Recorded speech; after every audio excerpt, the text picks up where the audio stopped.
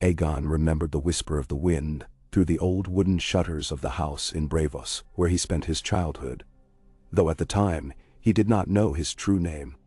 It was a simple detail, easily overlooked, yet it lingered in his memories, as though each faint draft carried with it the weight of distant voices. He had been called so many things since that time: young Griff, a boy with an uncertain past, a ward of men who came and went in secrecy. But never had he been called by the name that was his birthright. He was never once spoken to as a prince, for his guardians preferred caution above pride.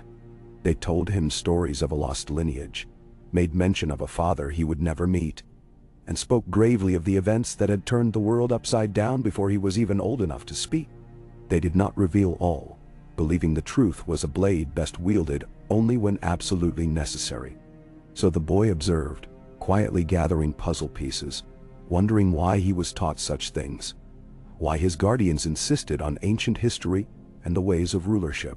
Even now, on the deck of the ship crossing the sunset sea, with salt air whipping at his cheeks, Aegon recalled the many evenings in Bravos, spent hunched over old tomes.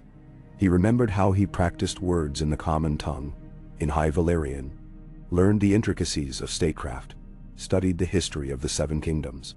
He learned not just the glories and tragedies of House Targaryen, but also the seven faces of the gods, the divisions and feuds between the houses of Westeros, and the sense of doom that still lingered decades after Robert's rebellion. He could not forget how, at times, he would awake in the pre-dawn hours to find his guardian Jon Connington, seated silently on a rickety chair, staring at him with an intensity that felt both protective and weighed down by grief. It was as though Connington carried a guilt that was too much for one lifetime. Now, on this ship, bound for the continent, Aegon had never truly seen with his own eyes. He recalled the day Connington had broken his long silence and revealed the boy's real name. He had stared at Aegon with eyes that looked older than time itself, and said in a shaky voice, "You are Aegon Targaryen, the son of Rhaegar and Elia. You are the rightful heir to the Iron Throne. We have kept you hidden. We have kept you hidden. We have kept you safe." And now, Connington's voice had trailed off, as though even to speak more risk calling the wrath of the gods upon them both. Aegon had only been half surprised. He remembered all the looks, all the hints, the strange reverence in the way the sellswords and exiled lords in the Golden Company would bow their heads in his presence, how their posture changed whenever he crossed a room. The truth felt like a cloak finally draped around his shoulders, burdensome perhaps, but oddly fitting. In that moment, all the half-answers and cryptic lessons made sense. This was the reason they had taught him princely manners and the art of command. This was why they had risked their lives 1,000 times over for a boy rumored to have died long ago in the capital, murdered by the vicious knights of a victorious king. But the story of his survival was another matter. At night, by the glow of a single candle flickering against the dusty shutters, Connington would sit at the edge of Aegon's bed, describing how he had been saved. He explained that at the sack of King's Landing, loyal agents spirited the real infant prince away and placed another child in his crib, a child who perished in his place. It was a tragedy that had served the living, a final trick to preserve the hope of the Targaryen line. Connington never passed on the deeper details of the ruse, nor the moral weight of it. Aegon only knew that he was a living embodiment of a legacy stolen from the brink of annihilation. Now, that legacy weighed heavy on his shoulders. He was not sure if he truly believed he was prepared to fight for the Iron Throne, not sure if he even desired it, but he understood that this was the destiny so many had died protecting. And soon as the battered vessel carrying him across the water lurched, he thought about the new war rumored to be brewing. Tales from distant ports spoke of the dead walking in the north, of a stark bastard called Jon Snow, who was named king in the north, and of dragons returning to the sky in the shape of Daenerys Targaryen and her fearsome brood. Aegon had always understood that he might have kin in Daenerys, if the rumors were true, but it was this Jon Snow who intrigued him the most. He had gleaned that Snow was the natural son of Eddard Stark, the last truly honorable man in Westeros, by all accounts. But as the story spread, and as more ravens flew with messages of entreaty or warning, He found himself wondering if there was more to this rumor. After all, rumors had a way of dancing around truths. Connington had once whispered something while half drunk. There was always more to that boy. Rhaegar left seeds in more than one garden. Aegon had pressed him for clarity, but Connington seemed to regret every word and never repeated them. The wind picked up, carrying a taste of sea salt and something older, more foreboding. Aegon paced the deck, nodding politely to the few men of the Golden Company who were on watch. They gave him respectful bows, though their eyes flickered with concern. The seas had been restless, and storms had battered them. Beyond that, old ghosts clung to them all. Perhaps they too sensed the weight of the new war raging on the shores they approached. When at last the shoreline of Westeros came into view, an outline of cliffs and mist, dark silhouettes of gulls circling overhead, Aegon felt his heart pound with a mixture of fear and wonder. He was coming home, though he had never known this land. He was returning to a place that might kill him if they discovered who he was. If his father truly was Rhaegar, if he was truly the rightful heir. He knew half the realm might wish to bury him in an unmarked grave before he could speak his claim. But he would not come as a conqueror with a foreign army. The Golden Company was no foreign horde. Many were Westerosi exiles, men who yearned for home.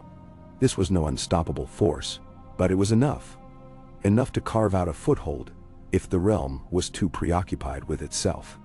And from all the accounts Aegon had heard, the realm was indeed fracturing once more. They made landfall under cover of night, slipping into a lonely cove far from prying eyes. The night sky was thick with clouds, blotting out the moon, and each soldier moved with hushed discipline. The few torches that were lit cast wavering orange halos on the sand, making the men appear like ghosts stepping out of the darkness. Aegon felt the cold of the Westerosi night penetrate his cloak, and he paused to gather his thoughts. He felt the shifting of the sand beneath his boots as he took his first real step on the continent of his birth. The significance did not pass him by. They set up a modest camp away from the shoreline, behind a rise of dunes and sparse vegetation, hidden from any passing patrols that might roam the area. Horses were unloaded at a grueling pace, but quietly, while Connington barked orders in a muted hiss. Aegon helped where he could, adjusting bridles, laying out bedrolls, anything to keep his mind occupied and stave off the swirl of tension in his chest. At one point, Connington approached him and gripped his shoulder with a rare show of open affection. He said nothing, but in his eyes, Aegon read pride and fear. He did not sleep well that night. The howling wind through the dunes was much like the wind through the old Braavosi shutters, a reminder that ghosts whispered wherever you went. Aegon lay on his bedroll, staring up at the clouded sky, thinking of the father he never knew, Rhaegar Targaryen, the Silver Prince who sang songs that made men weep, who fought gallantly until fate struck him down on the trident. Would Rhaegar have been proud of him? Had Rhaegar truly loved his mother, Elia, or was there truth to the rumors that the prince's affections lay elsewhere? Aegon wrestled with these questions, feeling no closer to the answers after 1,000 nights of pondering. At dawn the camp stirred. Aegon rose and found Connington hunched over a makeshift table, mapping out the next move. They spoke in hushed voices about which path to take, which lords might be sympathetic, and whether it was wise to reveal themselves. Connington suggested an approach inland, through underpopulated tracts, skirting major roads. They would gather intelligence about what the realm believed regarding the Targaryen cause, and more importantly, see how this king in the north fared. All the while, Aegon listened with half an ear, focusing instead on how the world around him was so different from what he imagined. The sky was a subtle tapestry of pale blue streaked with clouds, the rolling hills were peppered with thin grass, and the air was cool enough to nip at his cheeks. In his youth, he had pictured these lands in more dramatic fashion. Towering keeps at every mile, bustling roads thronged with knights and ladies. The reality seemed quieter, tinged by a sense of wary silence, as though the land itself braced for turmoil. Their journey began. Days stretched into a subtle rhythm. They rode at a measured pace, always keeping scouts ahead and behind, avoiding large settlements. They passed through villages abandoned, or nearly so, thanks to rumors of war that spread faster than any raven. Those villagers who remained were gaunt, tight-lipped folk, suspicious of any armed company. They whispered of undead creeping from beyond the wall, of lords turned traitor or loyal to the Iron Throne.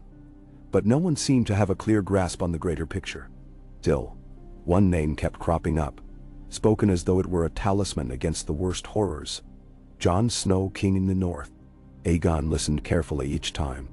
There was a note of awe in many voices. Some insisted this Snow was half Stark, half Ghost, a man who'd even walked beyond death itself. Others swore he was the last hope for men, the only one raising an army to fight the real threat in the far north. But the more Aegon heard, the more it sparked questions. He began to wonder if the bastard of Winterfell might be woven with more significance to the Targaryen family than rumor would suggest. Could he be a cousin? A nephew? The timelines and genealogies in Aegon's lessons came swirling back, hinting that Rhaegar had fathered more than one child. And yet, the official histories claimed Jon Snow was fathered by Ned Stark. Days turned to weeks. The Golden Company advanced slowly, meticulously, surviving off foraging and the occasional purchase or barter. The nights were often cold, the ground unforgiving. But Aegon felt alive in a way he never had in Essos. There, he had been in a gilded cage of sorts, free to roam, but always shielded by the men who guarded his identity. Here, in Westeros, he was truly in the thick of it, breathing the same air as the people he might one day rule, feeling the same hardships that shaped their daily existence. At last, they reached a region where the rolling hills began to flatten into hard, rocky terrain. The nights grew sharper, the winds colder, and occasional drifts of snow dusted their cloaks. According to what scattered intelligence Connington's scouts gathered, the North was assembling at Winterfell, the ancestral seat of House Stark, to stand against a threat that might extinguish all of humanity if left unchecked. Aegon doubted whether now was the time for him to press a claim to the Iron Throne. For what good was a throne in a land of ice and death, if the dead themselves were rumored to walk? Even some of the men in the Golden Company questioned their true purpose. Should they not unite with the living to face the undead threat, instead of pursuing a crown in a time of catastrophe?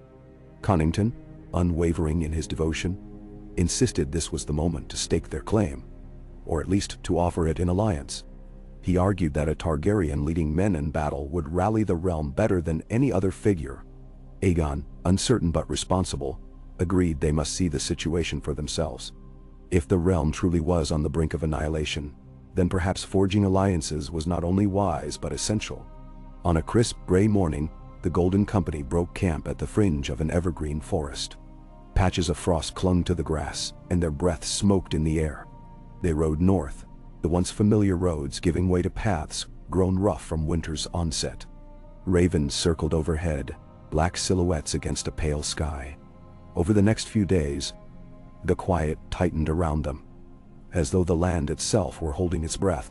Fewer villages dotted the way, and those they found were mostly deserted, the people having fled south for safety or gone to join larger forces under the Starks. Aegon felt a tremor of anticipation. The closer they came to the true north, the more he sensed a presence. It was as if his blood pounded with an ancient call, responding to a land steeped in old magic. He half remembered a phrase from one of Rhaegar's old songs that Connington had recited once. Something about the connection between the living Targaryens and the deeper currents of fate. He could not recall the words, but the feeling lingered, a half-remembered melody. One night, as they made camp near an icy stream that gurgled through a narrow ravine, Aegon found himself alone, away from the flicker of the campfires. He stared into the distance, observing the starry sky. Clouds wreathed the horizon, threatening another snowfall. He felt the presence of footsteps behind him, and turned to see Connington approach. The man's face was worn by wind and worry, his once auburn hair now shot with gray. He spoke quietly. "We will reach Winterfell soon, my prince. Perhaps a few more days." "Manane." Aegon nodded. He felt Connington's loyalty pressing upon him, his belief in a cause that had consumed his entire life. "Tell me, my lord," Aegon said softly. What do you truly know about Jon Snow? The rumors swirl in my head, but I can't separate truth from myth. Connington exhaled slowly, his breath a cloud in the moonlight. I know what you know. He is called Ned Stark's bastard, yet there are whispers that he might be more than that. Some say he's an honorable man who managed to unite the northern houses. Others say he died and was brought back by red magic. It's hard to know what is truth. But one detail keeps surfacing. He fights for the living against a threat beyond the wall. Some call him the White Wolf, a king crowned by his loyal bannermen. Nendinori. Aegon considered Connington's answer, noticing that he had not answered the question of rumored parentage. But the moment passed, and Aegon decided not to press. He sensed that the truth would reveal itself soon enough, perhaps in ways neither he nor Connington could predict. At dawn, they broke camp again, forging onward through rolling plains crusted with ice. Eventually, the ancient walls of Winterfell loomed in the distance, dark and stoic against the bleak sky. Smoke from countless fires twisted into the air, flickers of life in a land of looming coal. The Golden Company paused, forming up in orderly ranks. They had no illusions that they could approach undetected. By now, any watchers on the battlements might see the glint of their arms. Connington turned to Aegon. Shall we send an envoy first, or ride up in force? Aegon hesitated. He thought of all the nights he'd dreamt of taking a seat in the Red Keep, re-establishing Targaryen rule from the capital. Now, he found himself at the seat of House Stark, uncertain of how to even announce himself. He was not naive. Men in Westeros had a habit of responding to Targaryen claims with either blind hatred or fervent loyalty. Which reaction would be found here, in the stronghold of the North? He spoke at last. We come in peace. Let's make that clear. Connington nodded, then selected a small guard to ride forward with the prince while the rest remained at a cautious distance. They advanced across the open field, hooves crunching over frost, eyes scanning the walls. A call went up from the ramparts, and the gates opened, allowing a troop of men in Stark livery to ride out and meet them. At their head was a tall figure wearing heavy furs, his face set in a guarded expression. This was not Jon Snow, but a captain or some high officer of the Stark forces. They halted within speaking distance. The Stark captain regarded them warily. State your business, he said, in a voice that echoed in the cold air. Aegon swallowed, aware that eyes were upon him. He kept his voice even. I come seeking an audience with the one they call King in the North. We mean no harm. We have traveled far to understand the threat facing the realm. The captain's gaze flicked over their armor, lingering on details that might betray their affiliation. And who are you, my lord, to ask for such an audience? Connington nearly stepped forward, but Aegon raised a hand to still him. He decided now was not the time for half measures. I am Aegon Targaryen. If you know your histories, you'll have heard of my father, Prince Rhaegar. I come to speak with Jon Snow, for I believe he may hold the key to our common cause. Silence fell over the men. The captain's expression shifted from skepticism to something unreadable. After a moment that felt like an eternity, he said, I shall inform his grace. The gates of Winterfell did not slam shut. Instead, they parted further to allow the group to follow.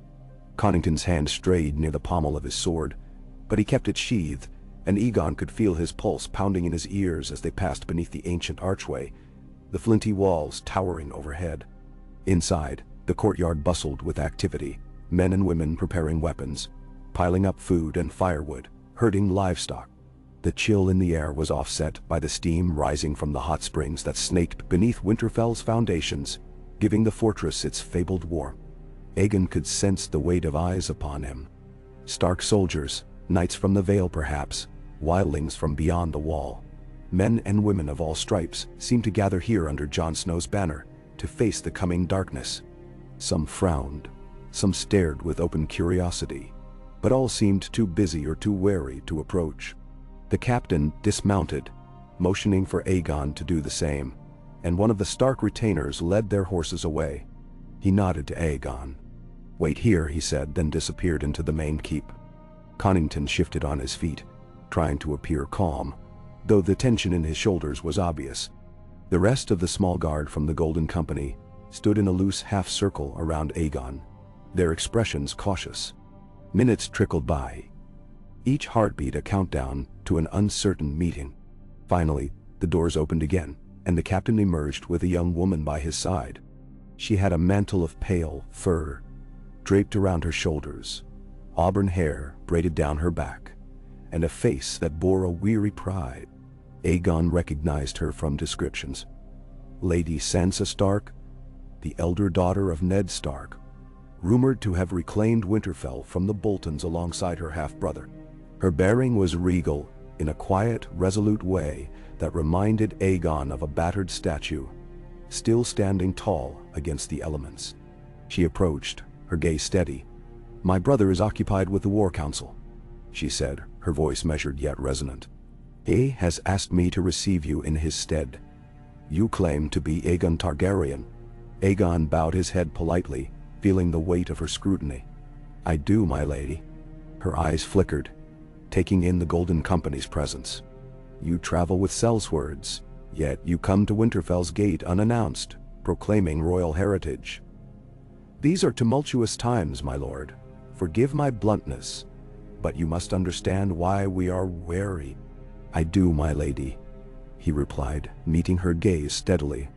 "I came because I believe the threat we all face transcends crowns. Whether the Iron Throne is my right or not, we share a greater enemy." She studied him for a long moment, then inclined her head. "Follow me." That was all.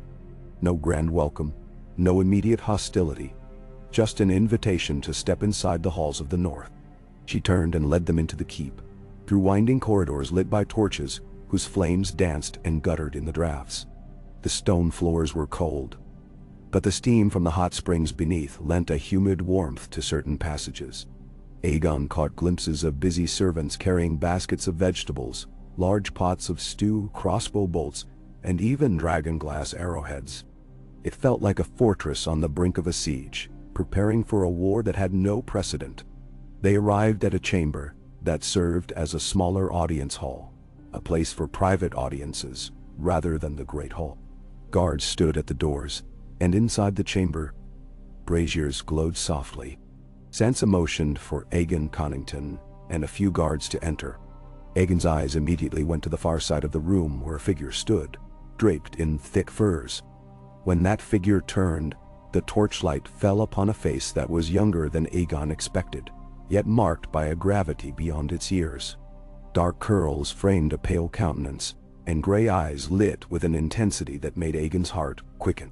This must be Jon Snow, King in the North, the man who had wrestled the Northern Lords into unity, who had done the impossible by forging alliances between free folk and kneeling men. He was not tall in the way of the old kings, but he held himself with a certain quiet authority that made his presence loom larger. Jon's gaze swept over Aegon, flicking to Connington, then back. "So," he said, voice low and steady, "you're the one who claims to be a Targaryen?" Aegon stepped forward carefully. "Yes, your grace," he said, choosing the title deliberately. "Aegon Targaryen, son of Rhaegar and Elia. We have come here in peace, hoping to stand against the threat beyond the wall. If the stories are true, the dead come for us all." Jon Snow's expression was unreadable, but there was a tension in his posture, as though he sensed something deeper stirring in Aegon's presence.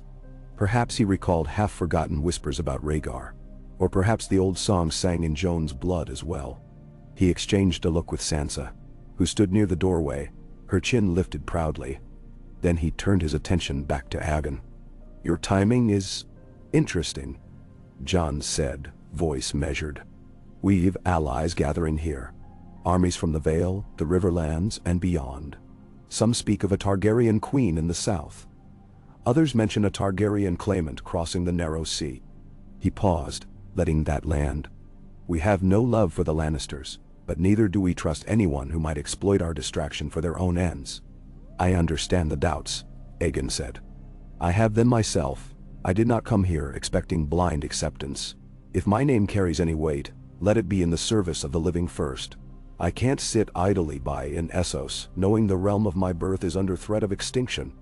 Jon's gray eyes flicked to Connington, evaluating the man, then back to Aegon. He took a slow breath. This is no small matter. Winterfell is now the anchor of our fight. Men freeze and die in the north every day. The dead approach, and we prepare to face them in battle. I cannot promise you a warm welcome, Targaryen. But if you truly come to fight for the living, that is a different conversation. Mena. Aegon inclined his head. That is precisely why I have come, Your Grace, to help however I can, and in time, if the realm is saved, I hope to stake my claim in earnest. Sansa stepped forward. And if another Targaryen already has designs on the throne, Daenerys Targaryen has dragons, armies, and allies of her own. Aegon felt a pang of trepidation. Daenerys, the aunt he had never met, rumored to be a fierce conqueror in her own right. He did not wish to speak ill of her, but he also could not help the flicker of fear that, if she discovered him, she might see him as a rival to her claim. She is my kin, Aegon said carefully. And if she is fighting for the living, then we are on the same side. Who sits the throne is a question for after the war is won. Silence stretched in the chamber, punctuated only by the crackling of the braziers. Jon Snow studied Aegon, and Aegon felt that scrutiny as though it were a blade dissecting his every motive. Finally, Jon nodded. Once, as though concluding some internal deliberation. You may remain in Winterfell, he said quietly. For now. But know that the North has shed blood for false kings before. If you prove false or dangerous, you will find no mercy here. Is that understood?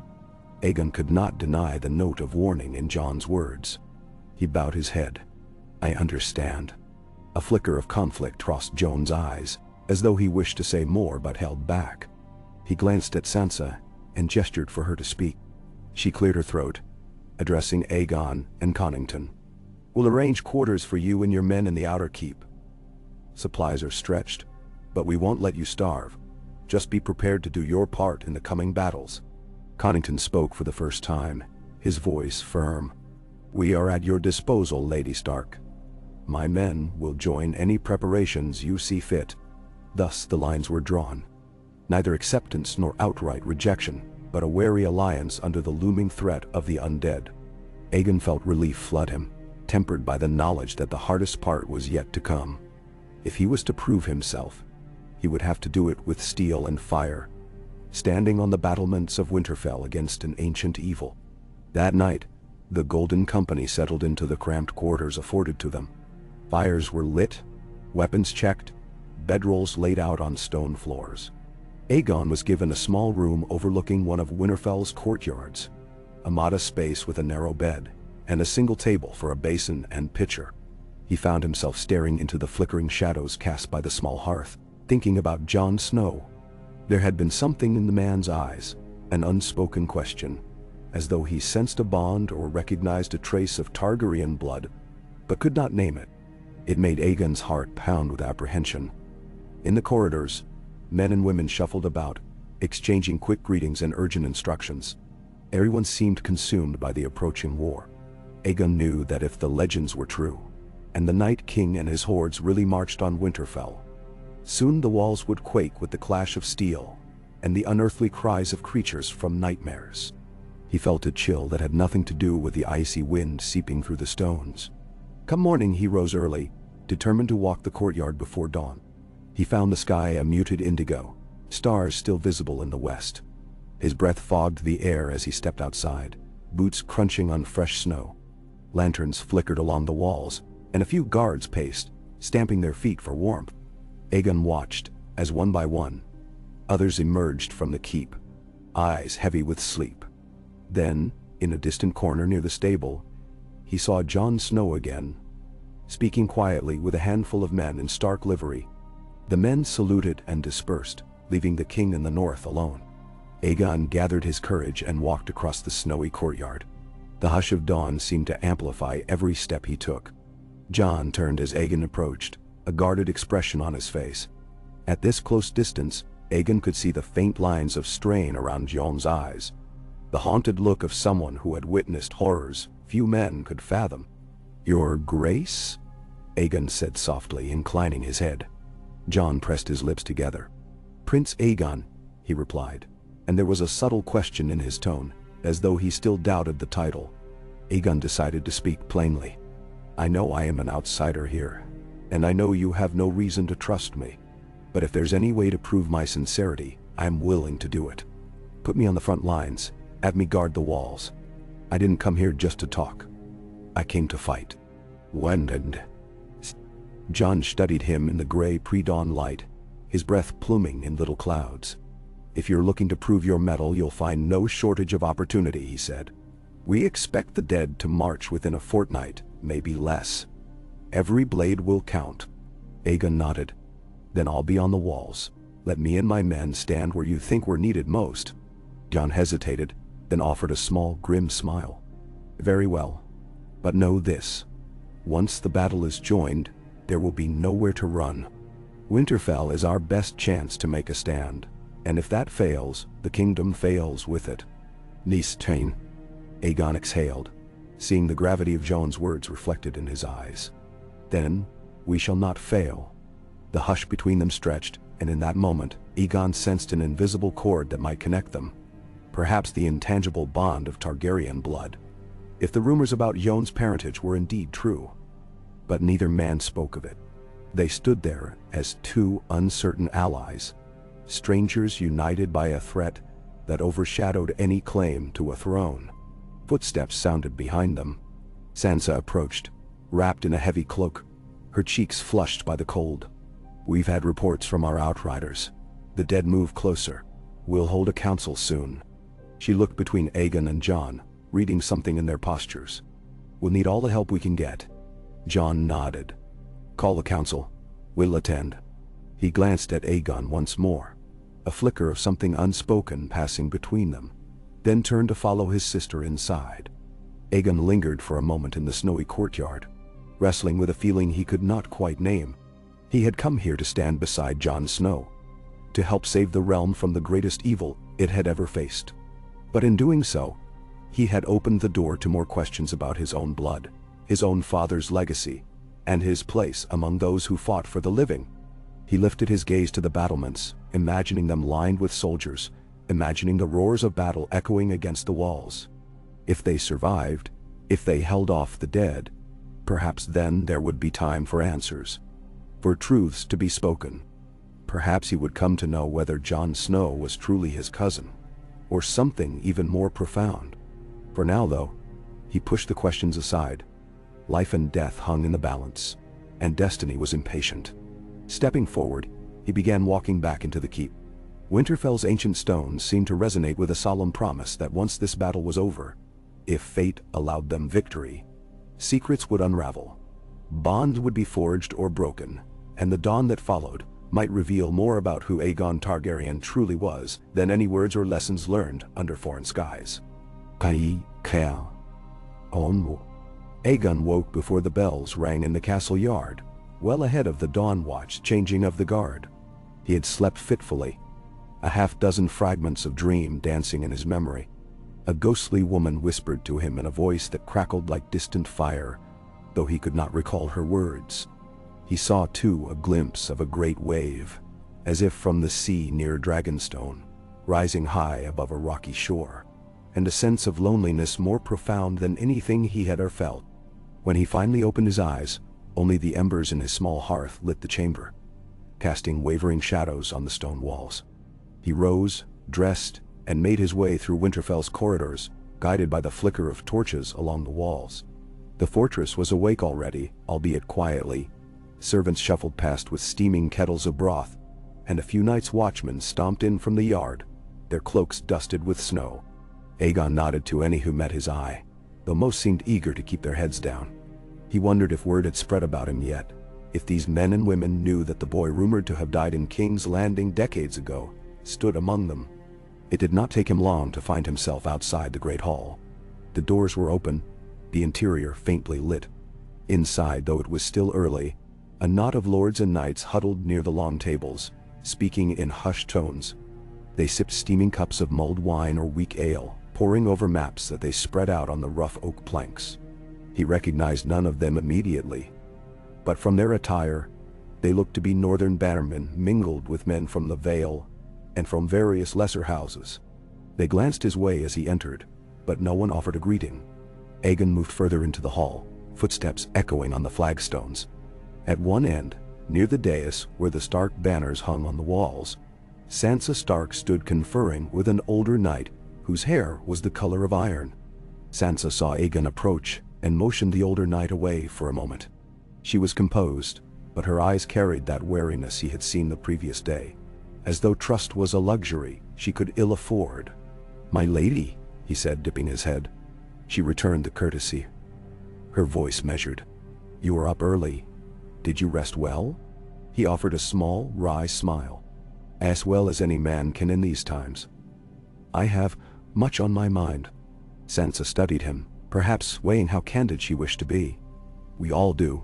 The winter nights are long, and what lies beyond our walls is longer still." She gestured to the group in the corner. "They're finalizing a rotation schedule for the battlements, ensuring that every hour is manned by enough swords and archers. We're short on men compared to the scale of the threat, but we do what we can." Aegon let his gaze roam over the cluster of men. "I would like to help. My men too. We are fewer than your entire host, but we have discipline, training." Sansa's expression softened by a fraction. "That may be something we can use. Many of the soldiers here have never fought an enemy like this. Their courage is strong, but raw. They might benefit from the experience your Golden Company carries, especially under a seasoned commander like Lord Connington." "Remember?" He inclined his head. "Jon Snow mentioned there would be a war council. Is that today?" She nodded. "Within the hour. In the council room. We expect most of the northern lords, representatives from the Vale, the Riverlands, a number of other allies, even a band of free folk. Jon welcomes input from all corners, especially from those who have faced the undead before. We discuss final placements and fallback plans." Aegon took a breath, steeling himself. "I would like to attend if you will permit it." Sansa hesitated, searching his face. "There will be those who dislike it, but you should come. If you mean to stand beside us, then you should share in our decisions." Her tone was cautious, but it was not a refusal. "Jon will wish to hear your perspective as well." With that, she turned away to continue her discussion with the older knight, leaving Aegon standing among the half-lit tables. He exhaled, feeling a stirring of nerves and something else he could not name. A sense that the next step in this journey was about to begin, and he would need to prove his worth to them all. He left the Great Hall to find Connington and gather a sense of the men's readiness before heading to the council. The wind in the courtyard stung his cheeks as he made his way to the outer keep, where the Golden Company had been housed. The small fortress within Winterfell's outer walls was modest, typically used for guests or for lesser Stark bannermen, but now it bustled with men in foreign steel and worn, patched cloaks.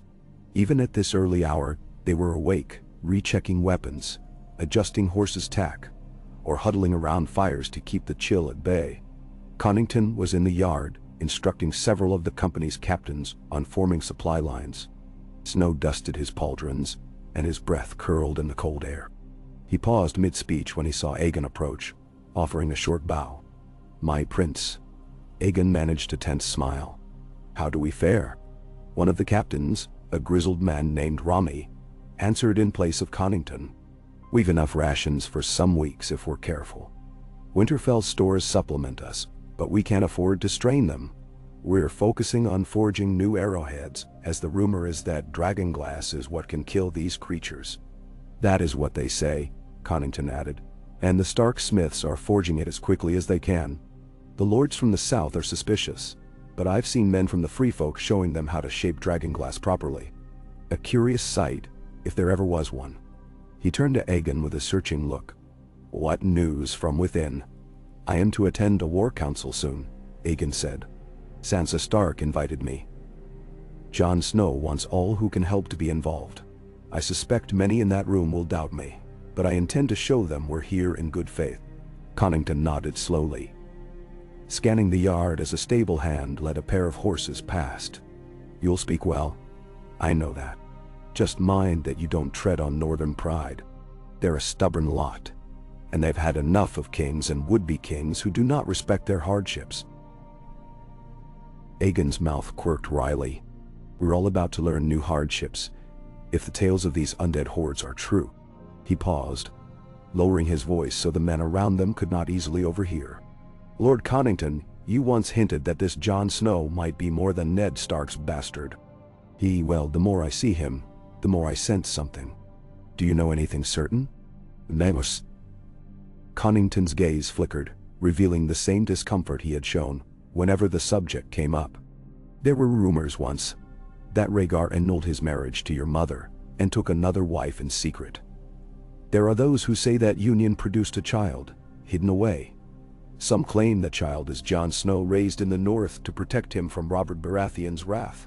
But that is pure speculation, overshadowed by the official tale that Jon is Ned Stark's by blow. Aegon exhaled, feeling a knot tighten in his stomach. If that were true, it would mean that Jon Snow is my father's other son, or at least the child of his line, which would make him my half-brother. Yes, Connington said, keeping his voice low. Or perhaps your cousin, depending on the exact arrangement, but most claim half-brother. It's complicated. He let out a small sigh. We have no proof, and I cannot say which rumors are correct and which are not. Rhaegar was a complicated man. Aegon felt a mixture of dread and excitement. So much hinged on the truth. If that is indeed the case, I wonder if he knows. Connington glanced away. He may not. Ned Stark was said to be a paragon of honor. But all men have secrets. Regardless, now might not be the time to press such a matter.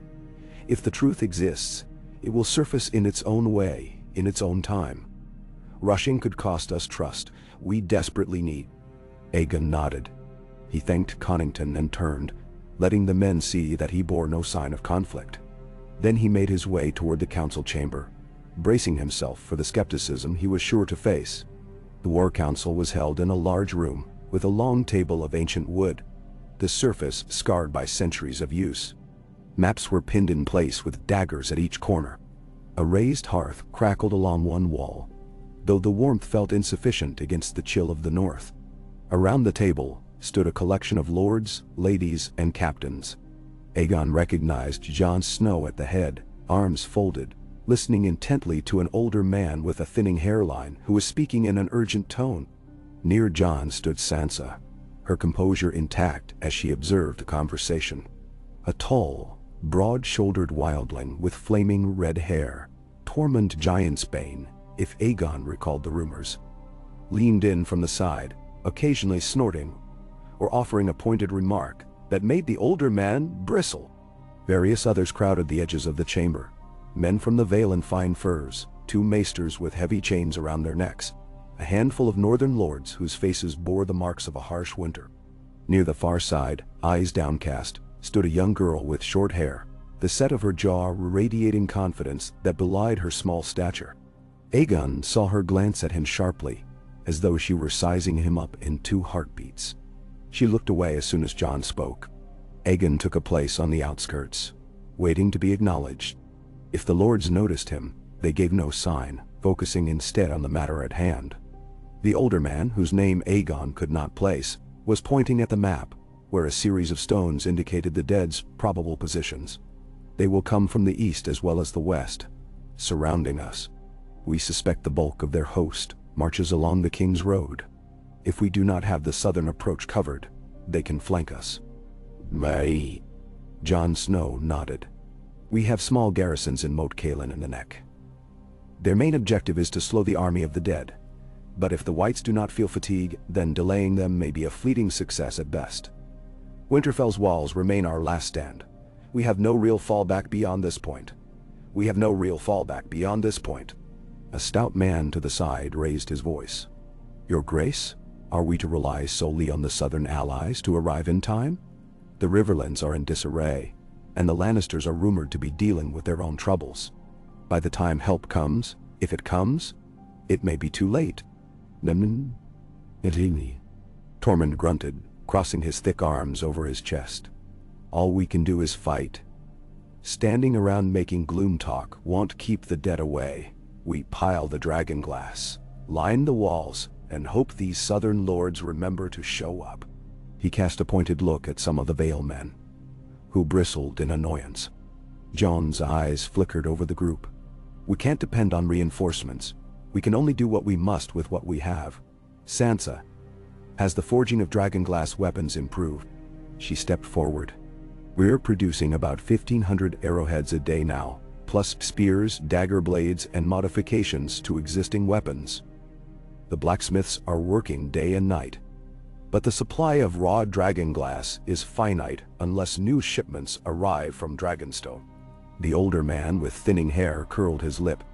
We have no guarantee of any shipments.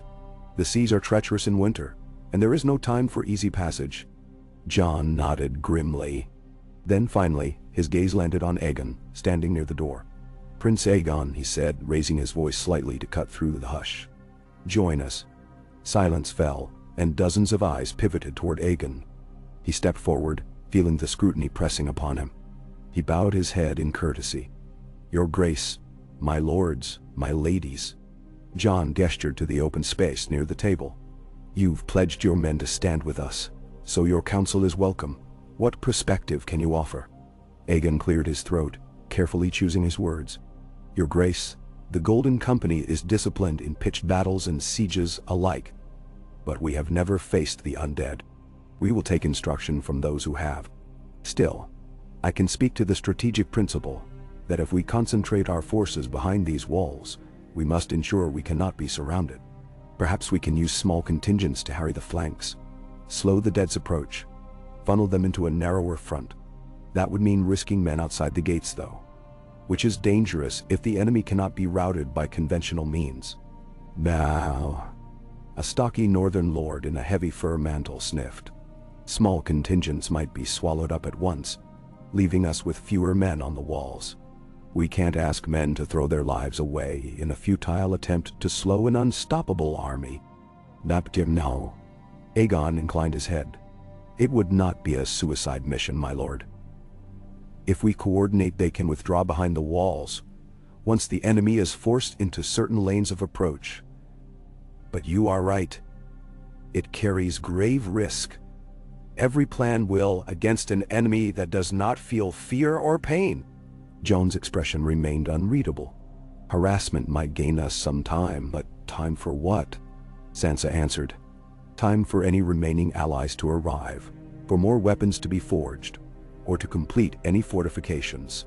We have trapped the grounds around Winterfell as best we can with sharpened stakes, pits, and other means. But we might do more if we can hold off the dead's main force for just another day or two. Another day might be the difference between thousands of new dragonglass arrowheads and none." The older knight near Sansa added, "It's also possible we can inflict damage if we arm those forward parties with dragonglass. We don't need to kill the entire horde to make a difference. Taking out a portion might shift the odds." Jon pressed his lips together. "We'll consider it. We have limited cavalry though. We must be careful not to lose good riders." He paused, looking at Aegon once more. "We'll need a coordinated strategy, and we'll need to ensure every man, woman, or child who can hold a blade or arrow is given the proper weapon." Aegon nodded. "The Golden Company stands ready to train any who need it. I have men who have drilled with archery in real engagements, from Essos to the disputed lands. We faced monstrous foes, though none like this." A low murmur went through the room. Some seemed impressed, others merely skeptical. Tormund let out a snort. "Monstrous foes," he repeated under his breath. "They've never seen whites climbing over each other like a swarm of insects." Jon lifted a hand, quieting any dissent. "Then let it be so. We'll finalize the squads that will ride out to harry the dead, while those within Winterfell work tirelessly to prepare. We can't wait for more news from the south. We'll plan as if no one is coming." He glanced around the table. "Unless there are other matters?" The short-haired girl, the one with the fierce eyes, cleared her throat. She was barely in her teens, if that, but something about her presence demanded attention. "We should discuss the crypts," she said in a clear, calm voice. "They aren't as safe as everyone believes. The dead might be called to rise there too. If the Night King's power truly animates corpses, then those old Stark lords in the tombs could become whites, and we would have an enemy inside these walls." This pronouncement left an uneasy silence. Aegon studied her, realizing she was Arya Stark, the infamous girl rumored to have faced assassins. Or so some stories claimed. Sansa's brow furrowed in worry. Arya, the crypts have stood for generations. The bones are ancient. Do we have reason to believe the Night King can raise them? Arya's expression was grim. I've seen dark magic. I wouldn't discount it. At the very least, we should barricade or guard the entrances. Aegon felt a shiver run through him. He had heard stories of necromancers in Essos, of shadowbinders in Asshai. He did not doubt the potential of these ice-bound necromancers to raise even ancient remains.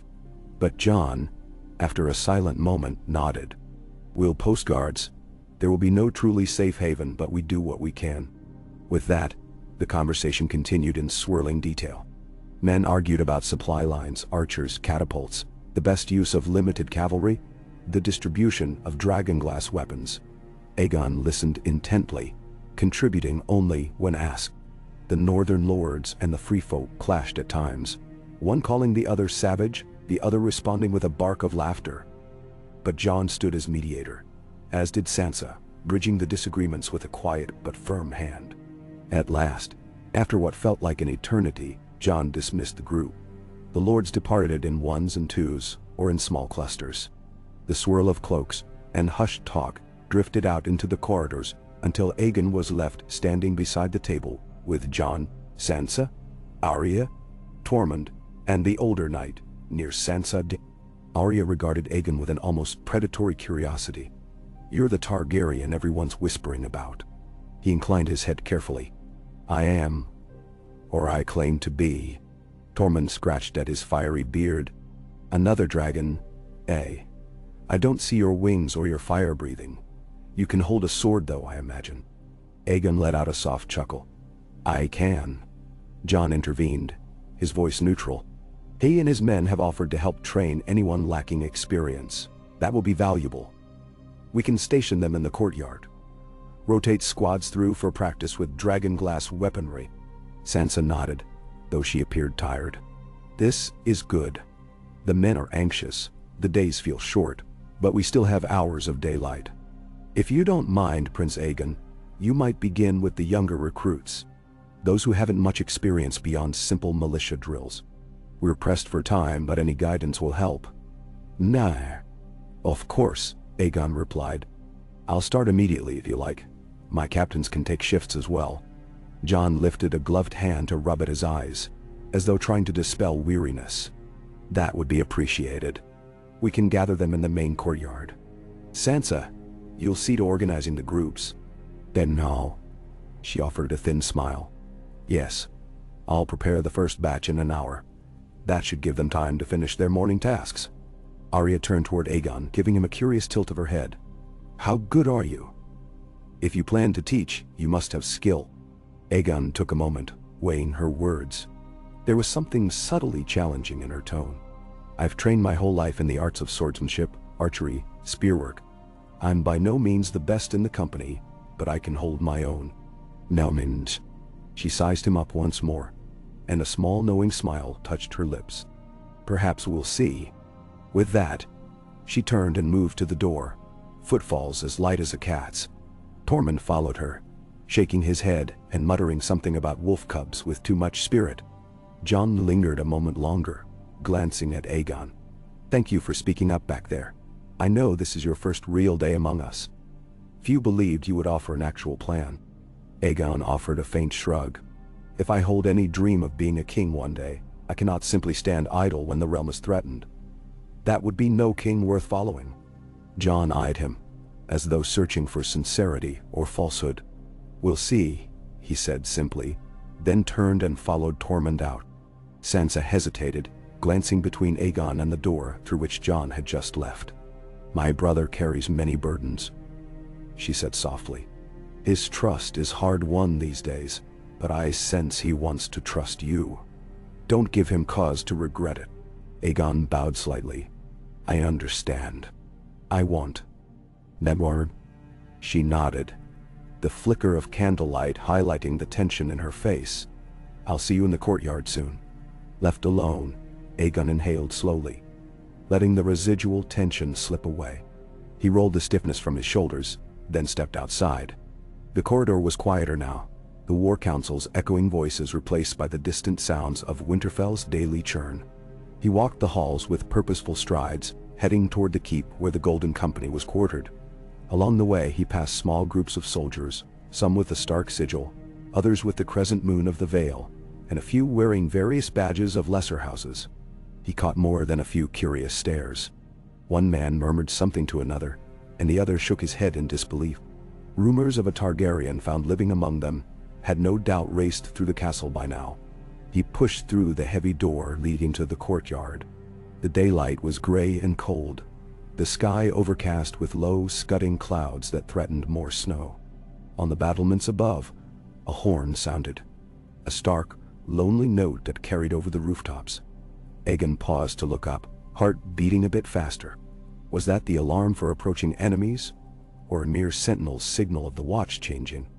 No new panic swept the yard, so he breathed out in relief. Just a changing of the watch, then. A small group of Golden Company men was busy near a corner, drilling. One of them spotted Aegon and waved. Aegon waved back, heading toward them. Connington was there, arms folded, watching a pair of younger sellswords practicing grappling with wooden staves. "You look as though you're heading into battle already," Connington remarked, noting the grim set of Aegon's face. Aegon let a wry smile twist his lips. "Another kind of battle, perhaps. I'm to help train the new recruits. They need as much practice as they can get before the undead reach our walls." Connington nodded. "I'll assign some of the men who are best at teaching the basics, but you'll need to show yourself as well. They respond better when they see the man who's rumored to be Rhaegar's heir leading from the front." Aegon agreed. He caught the eye of Rami and another captain, instructing them to gather any veterans able to teach. Then, as they waited, a few Stark soldiers began filtering into the courtyard, looking uncertain. None had the easy confidence that came from years of war. They were mostly older farmhands or younger boys with swords that seemed too large for their hands. Some wore mismatched armor, half-rusted or in need of repair. Aegon greeted them as they arrived, doing his best to put them at ease, though he still sensed a barrier in their eyes. A watchful wariness, as if they were being asked to follow a man whose name was the stuff of old tragedies. Before long, a handful of Vale Knights appeared as well, wearing surcoats embroidered with the falcon and moon. They carried better gear and had straighter posture, but they also looked uneasy about training under a Targaryen claimant. Aegon accepted the tension, choosing to focus on the practical tasks at hand. He gathered everyone in a rough semicircle and began explaining some fundamentals about dragonglass. With the help of a blacksmith's assistant, he demonstrated how arrowheads could be affixed to shafts. The black glass glinted in the pale daylight, sharp and lethal. He emphasized that these weapons must be handled carefully. They could shatter if struck improperly, but if used correctly, they could fell a wight in one blow. Connington stepped in occasionally, adding brief comments about formation and posture. Rami demonstrated with a practiced dummy the technique of plunging a dragonglass dagger into the base of a wight's spine. A few of the watchers flinched at the violence, but many wore set faces of grim determination. From time to time, more spectators joined. A handful of wildlings with bone-hilted knives, a cluster of older Northmen, even a couple of curious stable hands who lingered on the edge, wide-eyed. Aegon repeated the steps for maintaining dragonglass weapons, then shifted to basic stances with swords and spears. He invited the men and women to form pairs and try the drills under the watchful eyes of the Golden Company's instructors. The courtyard was soon alive with the ring of steel and the crunch of boots on snow. Aegon moved among them, correcting grips, adjusting stances, and offering a word of encouragement here and there. He came upon a young boy, no more than 14, struggling to keep his spear from wobbling in the chill wind. The lad's knuckles were white as he clutched the weapon. Aegon placed a firm but gentle hand on the boy's shoulder. "Relax your arms. Let your stance do the work," he said. He demonstrated, setting his feet apart.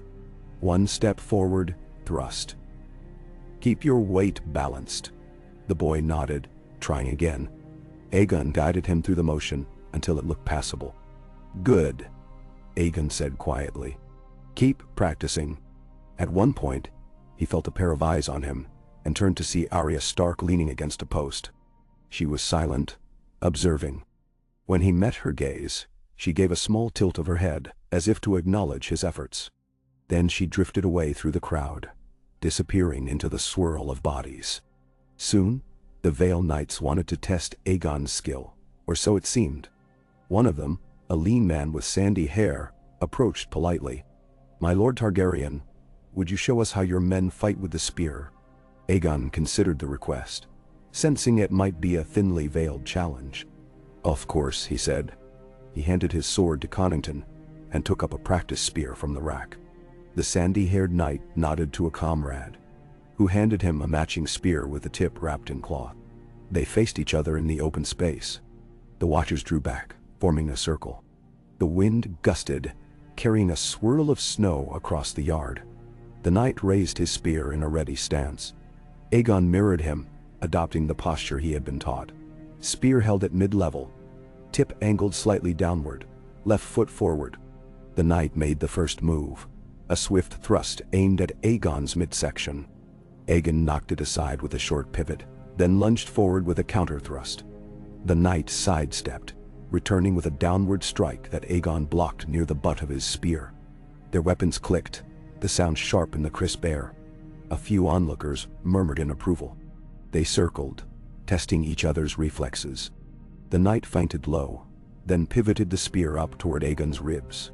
Aegon twisted his torso, deflecting the blow with the haft, then followed with a quick jab that forced the knight to backpedal. At no point did either aim a lethal strike. This was practice, after all. But the skill on display was enough to impress watchers from the outer ring. After a half-dozen exchanges, Aegon saw an opening. The knight lifted his spear a fraction too high, leaving his left flank exposed. Aegon lunged in, hooking the knight's spear with his own and twisting it aside, forcing the knight off balance. Then he angled the blunt tip at the knight's torso. Had it been a real fight, that would have been a killing blow. Panting, the knight lowered his spear, conceding. He offered a respectful nod, a faint flush on his cheeks. "Well done, my lord." Aegon stepped back, inclining his head. "Your form is strong. With time and better knowledge of your opponent, you'd do fine." A small ripple of tension eased in the crowd. Having shown his competence, Aegon had likely gained some measure of respect. Knights and soldiers parted, returning to their drills. Once again, the courtyard was abuzz with the sound of weapons and the dull grunts of effort as novices tried to imprint new lessons on muscle and bone. Hours passed this way. Aegon barely noticed the toll on his body, so focused was he on guiding others. The repeated demonstrations, the corrections of stance, the gentle urging of frightened young recruits, it all blurred into a steady rhythm. Connington came and went, organizing the Golden Company's own training. Rami supervised a group practicing archery with dragonglass-tipped arrows at makeshift targets along the castle wall. Occasionally, Sansa or one of her retainers arrived to watch for a few minutes, then left to see to other tasks. By mid-afternoon, the sky had darkened with heavy clouds. A fresh snowfall began, flurries swirling over the ramparts. Aegon's breath came in soft gasps, and his arms ached from the repeated demonstrations.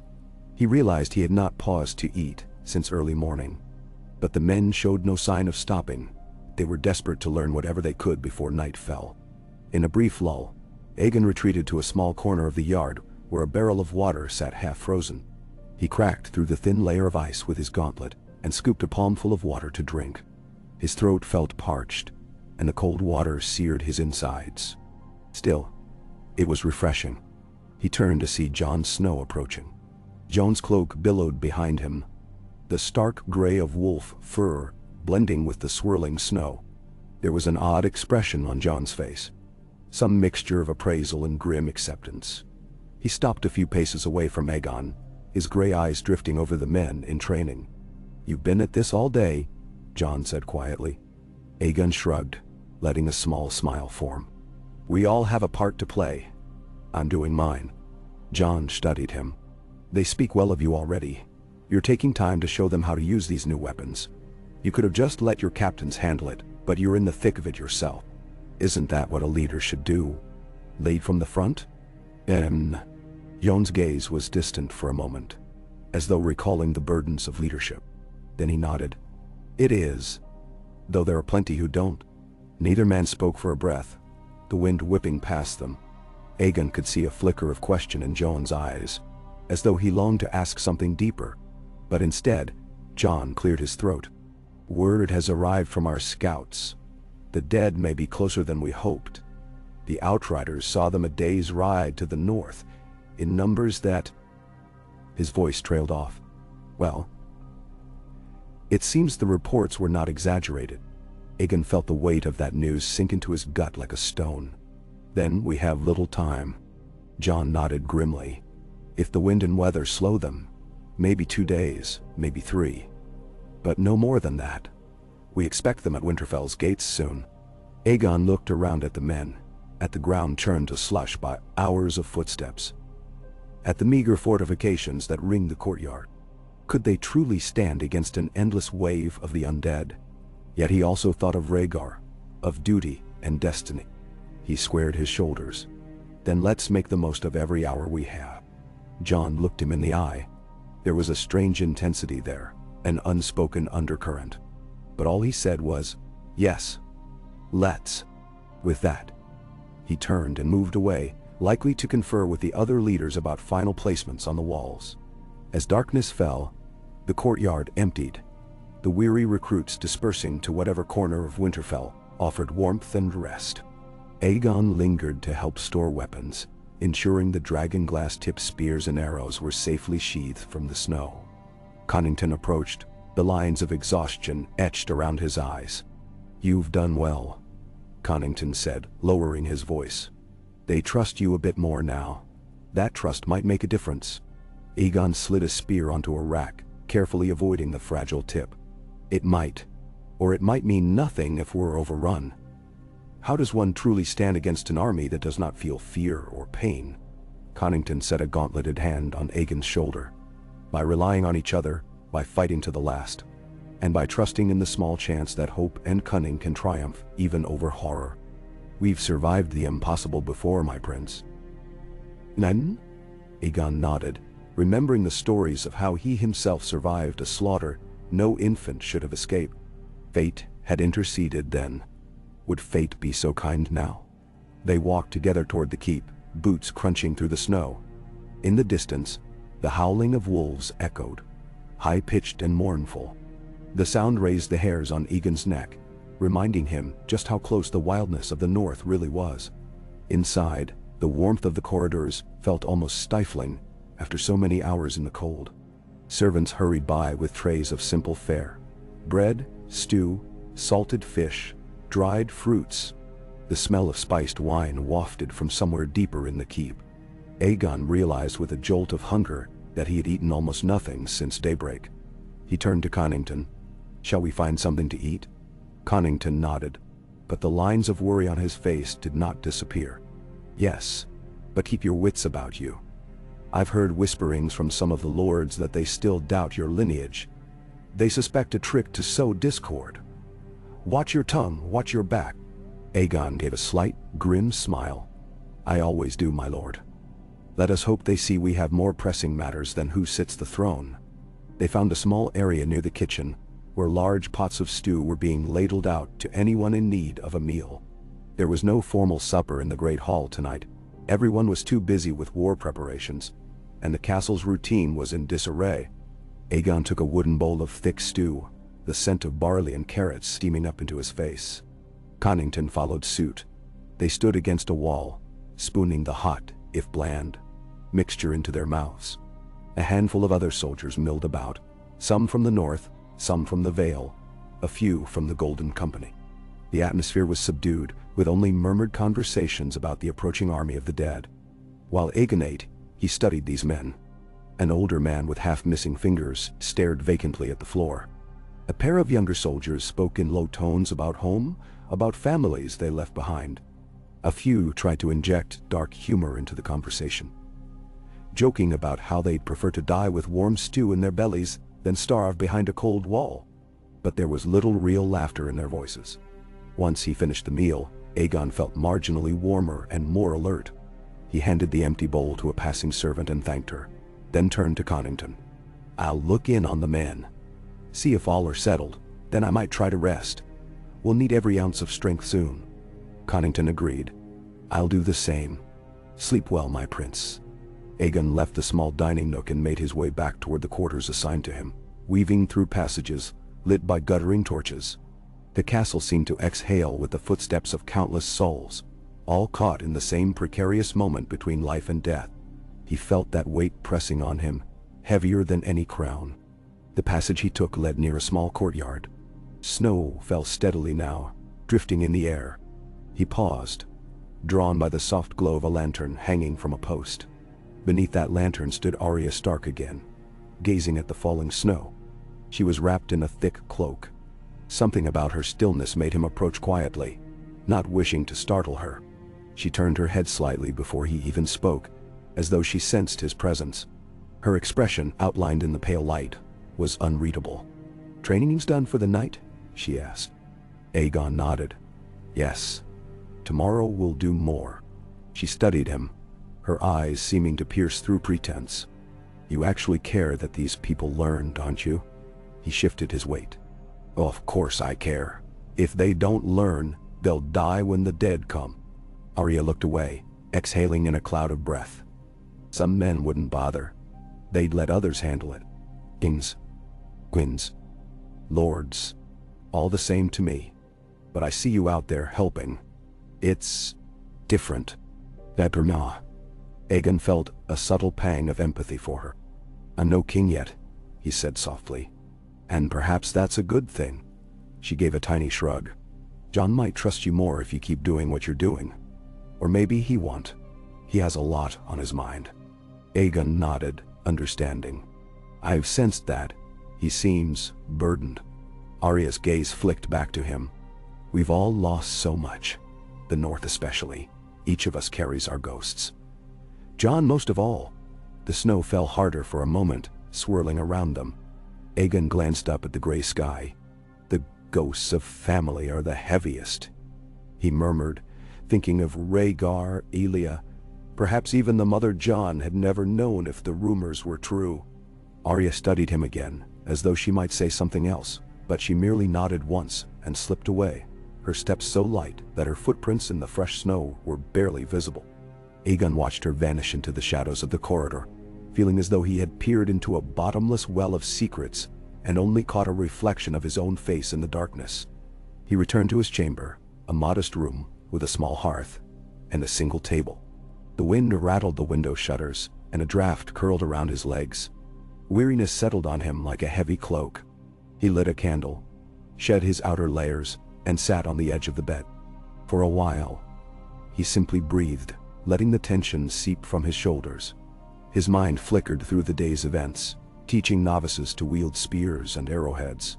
The council's grim talk of unstoppable whites, Jon's guarded acceptance, Arya's cryptic remarks. Through it all, the question of Rhaegar and Jon's true parentage lurked. He wondered if the blood in Jon's veins sang the same silent song that sometimes pulled at Aegon's heart when he thought of dragons and destiny. Eventually, exhaustion overcame him. He stretched out on the straw mattress and closed his eyes, lulled by the faint crackle of the dying fire. Tomorrow would bring more training, more readiness. But soon, none of that would matter if the horde of the dead fell upon them in unstoppable waves. Yet he pushed those fears aside. If they were to fight an enemy that knew no fear, the living must hold on to hope. Hope that men of all banners, houses, and claims could unite for a final stand. His last thought before sleep took him was of Jon Snow's gray eyes, reflecting a question that neither man dared to speak. There in the heart of Winterfell, a question of blood and birthright lingered, one that might in time shake the very foundations of the realm. But tonight, as the cold wind howled outside and snow drifted against the ancient stones, that question had to wait. Survival came first, and if the gods were kind, the truth would wait for dawn. Wayne. Aegon woke to the dim glow of a world, half smothered by snow. He rose from the rough bed in his small chamber, the straw ticking crackling beneath him. An uneasy stillness lay over Winterfell, as though the ancient stones themselves held their breath. Yet beyond that hush, he could sense a clamor brewing. The subdued bustle of men hauling barrels, blacksmiths hammering dragonglass, and quartermasters distributing rations. Today, every minute felt borrowed, and he reminded himself that the dead would not be deterred by walls or watchfires. They marched on, heedless of human hopes. He splashed cold water on his face from the basin, banishing the last traces of sleep. The dreams that had haunted him were already dissolving, leaving only a lingering dread. He thought he'd heard someone whisper his name in those dreams, a woman's voice, faint and sad, but he could recall no details. Outside in the corridor, the bustle sounded louder. Footsteps on stone, muffled voices, the faint jingle of armor. He dressed quickly, donned his warmest cloak, and stepped out into the chill. Winterfell's corridors were lit with torches that guttered in the drafts, casting dancing shadows on the ancient walls. Servants hurried past with trays of bread and steaming kettles, trying to feed as many as possible before the next wave of tasks began. A pair of guards marched by, their boots striking in unison on the worn flagstones. One recognized Aegon, nodding a polite greeting. Aegon acknowledged him, thinking again how remarkable it was that these men who had grown up hating the memory of Targaryens, were starting to accept his presence, if only out of necessity. Emerging into the open air of the courtyard, he braced himself for the bite of the northern wind. Flakes of snow blew sideways, swirling around the ramparts. Already, archers lined sections of the walls, scanning the horizon. The sky was a heavy gray, as though the sun were too weary to burn through the gloom. Through the swirls of snow, Aegon glimpsed a constant flurry of activity. Men stacking bundles of firewood, women carrying bundles of arrows, novices receiving hurried lessons in sword and spear from anyone with the time to teach. The tension in the air clung to every face. He spotted Connington near the central well. The older man was conversing with a pair of Golden Company captains, gesturing at a parchment in his hand. Connington's face bore the marks of exhaustion, dark circles under his eyes, a tightness around his jaw, but he still radiated that stern resolve. When he saw Aegon approach, he dismissed the captains with a curt nod. "Good morning, my prince," Connington said, voice low and taut. "If it can be called good. You must have heard the horns." Aegon had heard no horns aside from those last night for the watch. "I haven't," he admitted, alarmed. "They sounded not long before dawn." Connington explained grimly. "Our outriders returned with news. The White Army is no more than a day's march away, possibly less if the weather doesn't slow them. The wind is at their backs, or so it seems." Aegon swallowed, pushing down the twinge of fear that ignited in his chest. "Then we have little time to finish our defenses." "We have no time at all," Connington said with a slight shake of his head. "But we'll do what we can. Jon Snow is at the inner wall, inspecting the ramparts. He's asked for you." Aegon nodded, feeling a coil of tension in his stomach. "I'll go." Connington reached out, briefly gripping Aegon's arm. "Stay wary, my prince. The men look to you and Jon as leaders now, even if they do not call you king. Show them courage, but do not risk your life rashly. We'll all need to stand strong when the first wave hits."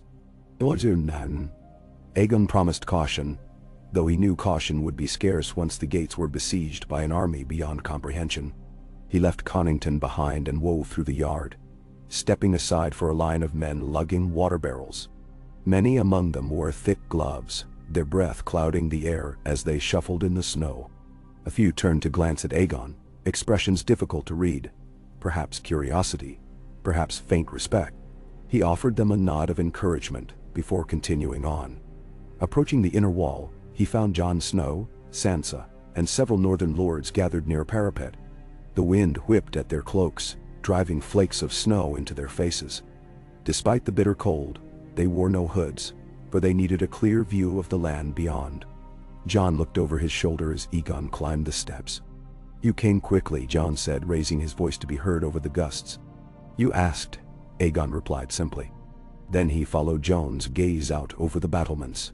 He saw the rolling expanse of white fields, a patchwork of snow and dead grass. In the distance, dark shapes dotted the horizon, groves of skeletal trees, small clusters of outbuildings. It appeared empty, devoid of any sign of the undead. Yet the knowledge that they were near chilled him more than the wind. Sansa's red hair whipped around her face. She turned to Aegon, eyes narrowed against the gale. "We have watchers stationed on every tower. They've been told to sound the horns at the slightest movement. The Outriders said the dead might appear at any moment over those ridges in the north." "And Aegon rested his gloved hands on the cold stone. "We must rely on these watchers then." He glanced at Jon. "Is everything else prepared?" Jon's face was grim. "Aye, as best we can. The moats are partly filled with flammable oil, the stakes set beyond the walls. We have catapults loaded with dragonglass-laced barrels. If the enemy tries to swarm the outer courtyard, we'll set them alight." He looked at Sansa. "We keep the non-combatants in the lower levels guarded. They want to help, but..." Sansa's expression tightened. "Too many have no training.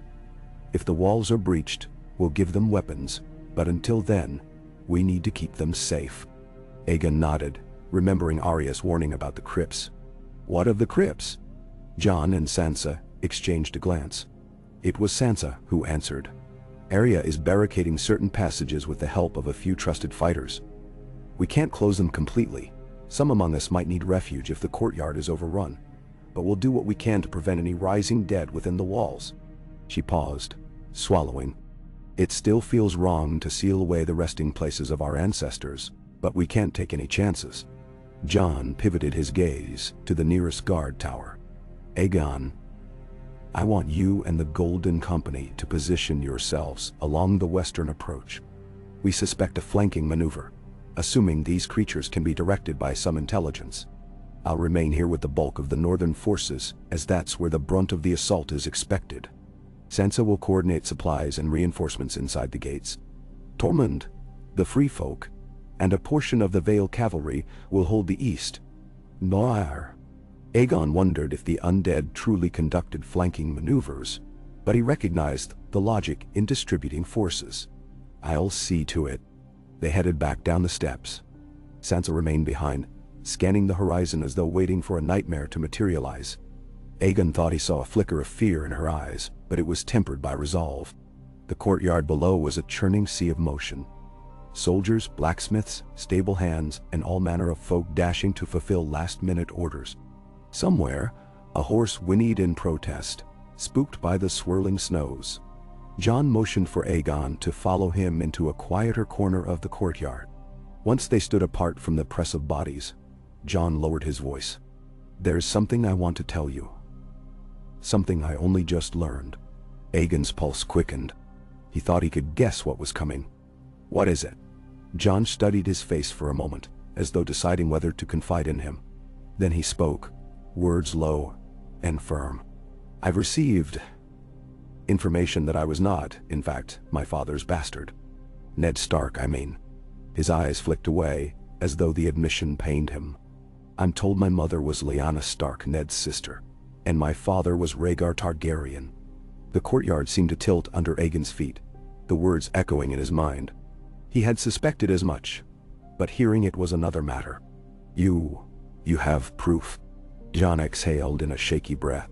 "Bran Stark, my brother, he has visions. He can see events of the past. He claims he saw the secret wedding of Rhaegar and Lyanna, which made their child legitimate, a Targaryen in truth. He says that child is me." Aegon stared at him, a swirl of thoughts colliding. If Jon was indeed Rhaegar's son, then they shared the same father. Though Aegon's mother had been Elia Martell, so they stood as half-brothers, both once hidden from the realm. Each taught a different version of their lineage, a chaotic mix of relief, confusion, and even betrayal coursed through him. "Then, you are the son of Rhaegar as well," Aegon managed to say. "That makes us..." Jon nodded slightly. "Brothers, in a sense. Or half-brothers, depending on how you view it." He gave a harsh little laugh devoid of humor. "I never imagined. My whole life, I've been treated as a bastard. teased, disregarded, or pitied. Now I discover I might have a stronger claim to the Iron Throne than any living soul. Even more than you, perhaps, or maybe less. I'm not entirely sure how the realm would interpret it. Aegon's mind tumbled. He recalled stories he'd heard of Rhaegar's rumored second marriage, but never had Connington confirmed it outright. Now the truth stood before him, clad in furs and sorrow. "Jon," Aegon said quietly, "I never wanted to claim a throne if it meant harming those who oppose me. I only wanted to restore what I thought was my birthright, for the good of the realm. If you have a claim, I would not challenge you for it. Not if you mean to protect the people." Jon's eyes hardened. "I don't want the throne either. I never wanted crowns or titles. My place was the wall, the Night's Watch. But everything changed when I saw what threatened us all. If I have a rightful claim, or if you do, I suggest we set it aside until the dead are gone. I can't imagine that sitting a throne means anything if we're all corpses." "Oh." Aegon felt a fragile sense of camaraderie bloom amid the shock. "Then we agree." Jon let out a breath that seemed to carry great weight. "We do. But know this, once this war is over, people may demand answers. They'll want to know who the true heir is. Even Daenerys Targaryen, my aunt, your aunt, she has dragons. If she learns of our existences, she might see us as threats or as allies. I can't predict which." "Now," Aegon nodded slowly, imagining the Dragon Queen's reaction to learning there were two more living Targaryens. "For now, we fight together. Nothing else matters." Jon clasped his shoulder. "Yes. Brothers or not, we must stand as one." They shared a moment of quiet understanding, a fleeting unity of purpose. Then the clamor of the courtyard intruded, reminding them of the countless tasks left undone. Jon squeezed Aegon's shoulder, then strode off to address another knot of soldiers. Aegon lingered, heart pounding. He felt as if the ground had shifted beneath him in more ways than one. He was no longer the sole surviving son of Rhaegar, Jon Snow, or Aegon Targaryen, or whatever name truly belonged to him, stood as proof that fate had more cunning webs than any man could guess. Yet the knowledge also brought a strange sense of relief, as though Aegon were no longer alone in bearing the Targaryen burden. He forced himself to refocus, heading toward the western side of Winterfell, where the Golden Company was assembling. Along the way he passed a cluster of archers stringing longbows. Some recognized him and nodded respectfully. Others simply stared with guarded curiosity. Word might have spread by now that Jon Snow was rumored to be a Targaryen too, but there was little time to dwell on rumors. Survival demanded their full attention. By the time he reached the western courtyard, his men were already drilling. Connington and a few captains barked orders, directing them to defensive positions behind hastily erected barricades. The plan was to cover any approach from that quarter, driving whites away from the main gates. Aegon joined them, helping to realign a row of sharpened stakes. The cold seeped through his gloves, biting at his fingertips as he worked. They spent hours at it, adjusting positions, reinforcing the weakest spots. The wind picked up, blowing relentless flurries that stung their cheeks and threatened to bury their preparations in snow. Laborers dragged logs to form ramparts, while the Golden Company men hammered them in place. A blacksmith's apprentice rushed by with a cart full of dragon-glass spears. Aegon took a moment to hand them out, ensuring each soldier had one. Some would rely on steel for blocking and parrying, but the killing stroke against a white needed to be dragonglass or fire. Midday passed unremarked. No one paused to eat more than a hasty bite. The sky remained iron gray, the sun hidden behind drifting banks of cloud. Aegon felt his limbs grow heavy, though adrenaline kept him moving. Now and again, he glanced at the horizon or the battlements above, half expecting to see a flood of undead shapes cresting the hills. But each time, there was only the swirl of white, the occasional blackbird sailing on the wind. It felt like living on the edge of a knife. At any moment, the world could break into violence. By late afternoon, a horn sounded from the north tower. A tense hush seized the courtyard. Soldiers froze in mid-task, heads snapping upward to gauge the signal. A second horn echoed across the walls, a warning horn, low and drawn out, the sound that meant watchers had sighted something. Men reached for weapons. Archers scrambled toward the nearest vantage points. Aegon dashed to the tower steps, the churned snow slippery beneath his boots. He took the steps two at a time, forging through the swirling wind, until he reached the top. A watchman with bleary eyes leaned out over the crenellations, peering into the distance. "What do you see?" Aegon shouted over the wind. "Riders," the watchman yelled back. "Our outriders. They're fleeing back to the castle." Aegon narrowed his eyes, straining to see. Through a break in the blowing snow, he spotted tiny figures on horseback, galloping at full speed across the open field. Their silhouettes flickered in and out of view. Then he saw behind them more shapes, an entire line of them, moving in unnatural unison. Bites, pull. Hundreds, possibly thousands. "Sound the horns again," Aegon barked. "They're close." The watchman obeyed, and the mournful blast of the horn reverberated across Winterfell. It was answered by horns along other walls, a chain reaction that alerted everyone inside the castle.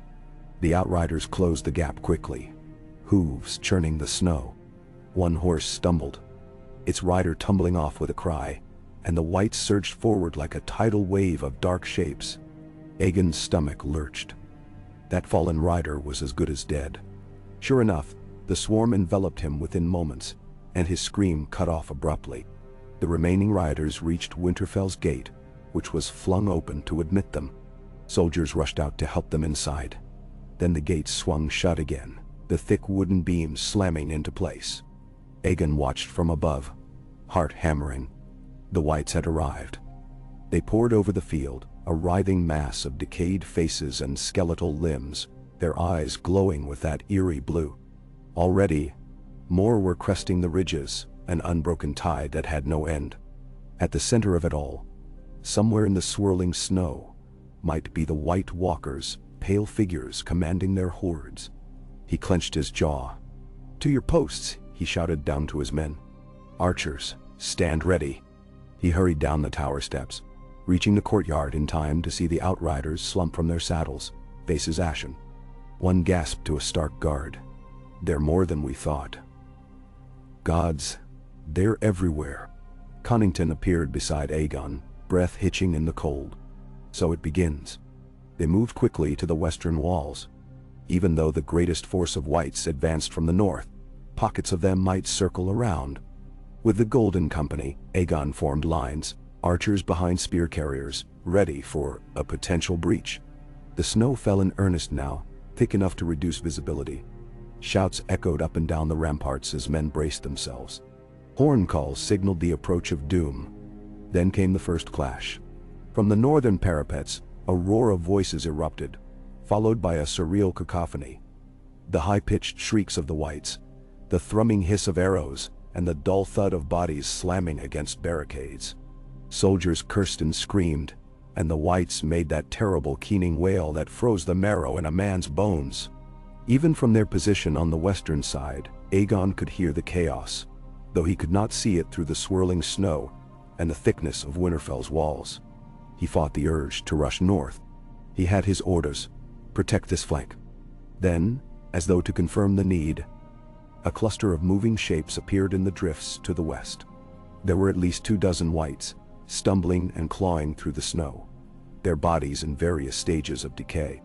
With a shrill cry, they charged the barricades. "Archers!" Aegon shouted. "Loose!" A volley of arrows soared over the stakes. Dragging glass tips glittered momentarily in the dim light, before plunging into the onrushing dead.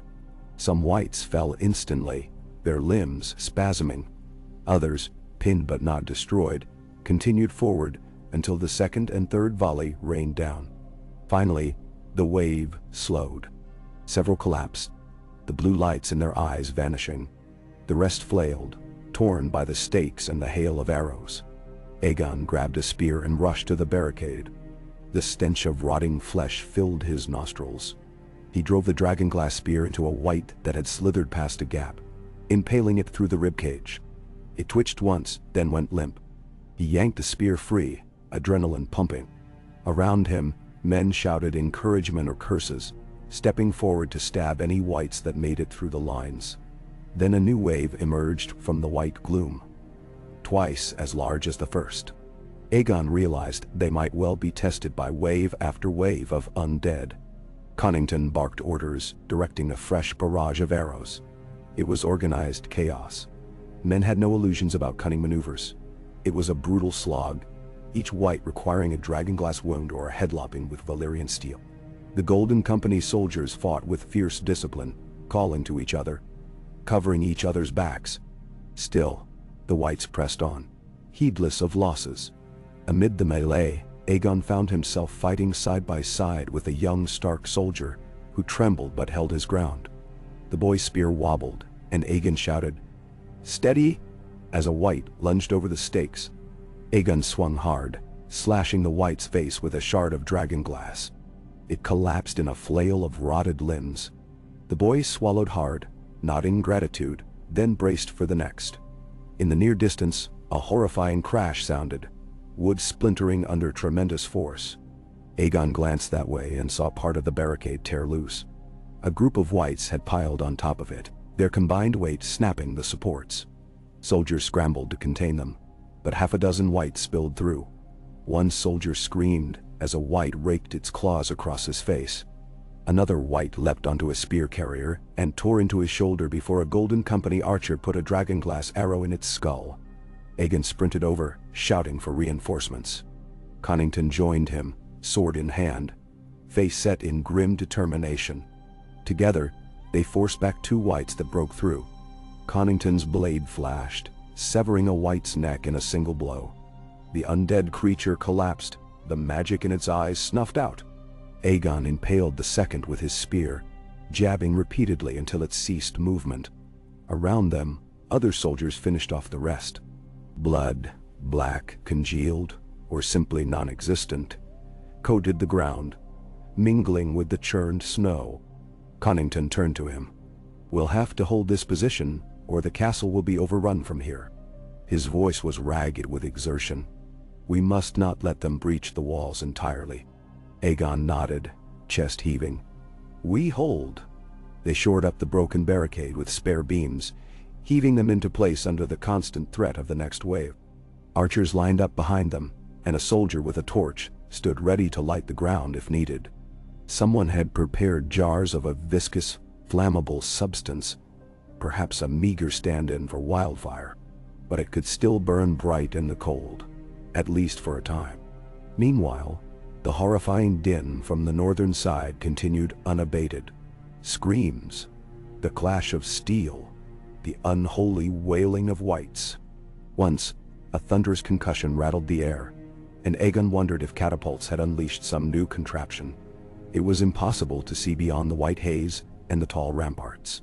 His senses were overwhelmed by the immediate chaos, the up-close brutality of each wight that lurched into their path. The next wave came soon, bigger still. Aegon heard them before he saw them, a ragged chorus of scraping, shuffling, and that awful keening. Hands gripped swords in the gloom. Rotted faces bared blackened teeth. Arrows hissed once more. But the wights seemed endless, more of them rising from behind. The Golden Company braced, spears glinting with dragonglass. Aegon readied himself, heart pounding. Then the wights crashed against the barricade like a hideous tide. Sparks flew as weapons struck wood and bone. Aegon found himself locked in a furious struggle with a gaunt wight still wearing tattered chainmail, possibly a fallen knight from some earlier battle. The creature's white eyes glowed in the stormy gloom. He drove his spear at it, but it caught the shaft in a cold, dead hand, snarling with cracked lips. A sickening strength coursed through that rotted arm, nearly tearing the spear from Aegon's grip. He twisted, brought the butt end around and smashed it into the wight's face. It reeled, allowing him just enough space to drive the dragonglass tip into its exposed neck. The thing went limp, collapsing at his feet. No sooner had he dispatched it than another came scrambling over the splintered top of the barricade, pale fingers clawing the air. Aegon pivoted, but before he could strike, an arrow caught the creature's skull, dropping it. Glancing behind him, he saw Rami lowering his bow, giving a brief nod before turning to loose another arrow into the melee. Aegon fought on, oblivious to the screaming wind or the numbness in his fingers. Time blurred into a desperate rhythm of thrusts, parries, and lunges. He lost count of how many whites he helped destroy, how many times he nearly slipped on icy gore, or felt a bony hand scrabble at his leg. Fear occasionally spiked through him, but each time, he channeled it into fierce determination. The memory of Jon's revelation pulsed in the back of his mind. If they both carried Rhaegar's blood, then they both carried the duty to defend this realm. He would not shrink from that duty now. Suddenly, the wave thinned. The whites in front of them collapsed under the last volley of arrows, limbs twitching, eyes extinguished. Shouts rang out from soldiers, calling a momentary victory. Aegon lowered his spear, panting. Steam rose from the mass of corpses at the barricade's base, some still stirring feebly. A jolt of horror passed through him at the sight of so many reanimated remains. Once men, women, maybe even children. Now they were just weapons of the Night King. He turned to Connington. The Lord wore splashes of blackened blood across his armor, his cheeks ruddy from the cold. "We held," Connington rasped. "For now," Aegon replied. His voice sounded hollow in his ears. Even as he spoke, another horn blast cut through the air. Long, mournful, carrying from the northern walls. Aegon felt the hair on his arm stand up. That horn call was different, deeper, resonating with dread. Connington's eyes flickered with alarm. What now? A messenger sprinted through the swirling snow toward them, stumbling over bodies. He reached their position, chest heaving, and gasped out words. They'd broken the northern gate. A giant white, maybe more than one, smashed it open. "Jon Snow calls for reinforcements." Aegon's pulse pounded. Giants. If the enemy had the corpses of giants among their ranks, that could explain the thunderous crash earlier. The north side must be in utter chaos. Yet Aegon had to weigh his orders, protect the west. If the west fell, the dead would pour in. If the north had already fallen, everything was jeopardized anyway. But a wedge of soldiers might help plug the breach, at least long enough to contain the threat. He glanced at Connington, who seemed to read his thoughts. "Take some of our men," Connington suggested, voice tense. "Go aid the north. I'll hold here." Aegon weighed the risk. If they left too few men on the west, a new wave of whites could pour in. But if the north gate truly was shattered, the entire castle might be lost unless fresh soldiers came to Jon's aid. Gritting his teeth, he nodded. "I'll go." He quickly picked out a detachment of about 24 Golden Company veterans, men who would stay cohesive in chaos. Connington remained behind with the rest, reinforcing the barricade, preparing for the next assault. Through the swirling gloom, Aegon led his squad at a swift trot along the inner corridors to avoid crossing the open yard. Everywhere they passed men and women rushing about, faces tight with fear. Distant screams reverberated through the stone halls, accompanied by the occasional rumble of a collapsing structure. Each sound made Aegon's nerves jangle. Finally, they emerged onto a set of steps leading to the northern courtyard. What met them was a scene of horror. The massive main gate had indeed been shattered. Splintered timbers jutted like broken ribs, and a section of the wall looked ready to crumble. Snow fell heavily, but through it, Aegon could see whites swarming the courtyard, tangling with defenders in a chaotic melee. At the center loomed a monstrous figure of a giant white, at least twice the height of a living giant, its flesh half decayed, one eye socket a black hole with the other burning in eerie blue. It held a massive club, or perhaps the splintered trunk of a tree, and swung it with devastating force. Bodies flew through the air whenever it connected. On the ramparts above, archers tried to shoot the giant. Some arrows struck home, but it kept moving, roaring in a voiceless, undead bellow. Jon Snow and Tormund Giantsbane fought near its feet, hacking at lesser whites in an attempt to get close enough to strike. Neither seemed able to land a fatal blow on the giant's thick hide. Aegon saw a swirl of black hair. Jon was battered, covered in snow and gore, but he battled on with a sword that glimmered faintly, perhaps Valyrian steel. Aegon turned to his men. "Form up. We focus on the giant. The rest of the whites are secondary." They nodded, faces set with grim resolve. Together they charged down the steps, diving into the fray. The courtyard was a nightmare of colliding bodies, broken weapons, and drifting smoke from torches that had been knocked aside.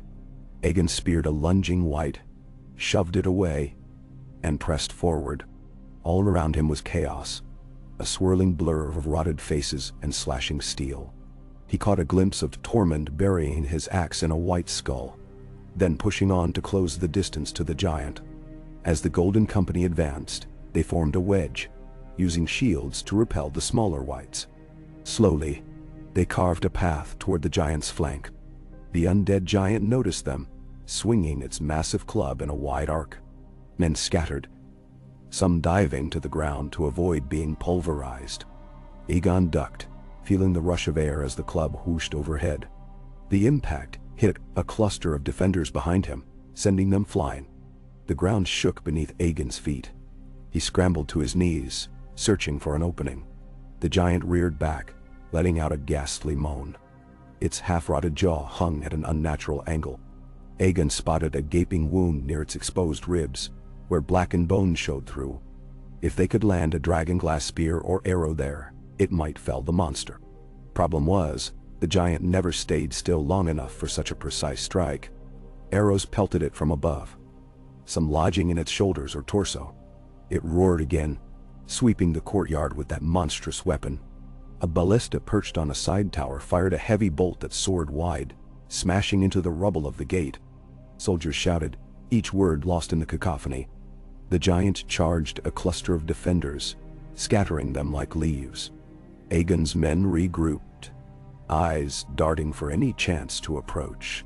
Then from the edge of Aegon's vision, Jon Snow emerged, bloodied, cloak torn, but wielding his sword with grim determination.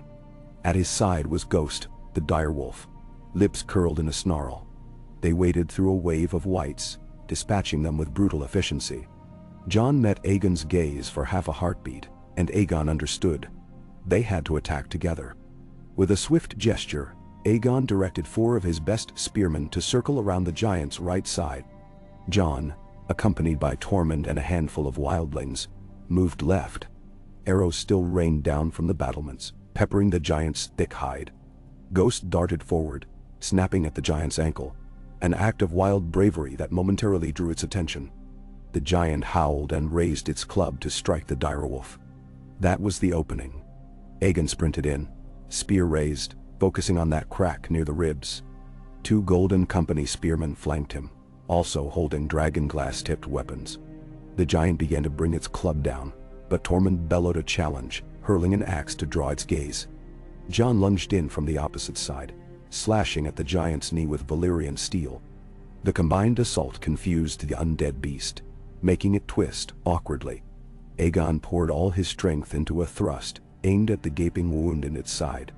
His spear struck, sinking deep with a sickening crunch. Black ichor spurted out, spattering his arms. The giant lurched, letting out a soul-shaking groan.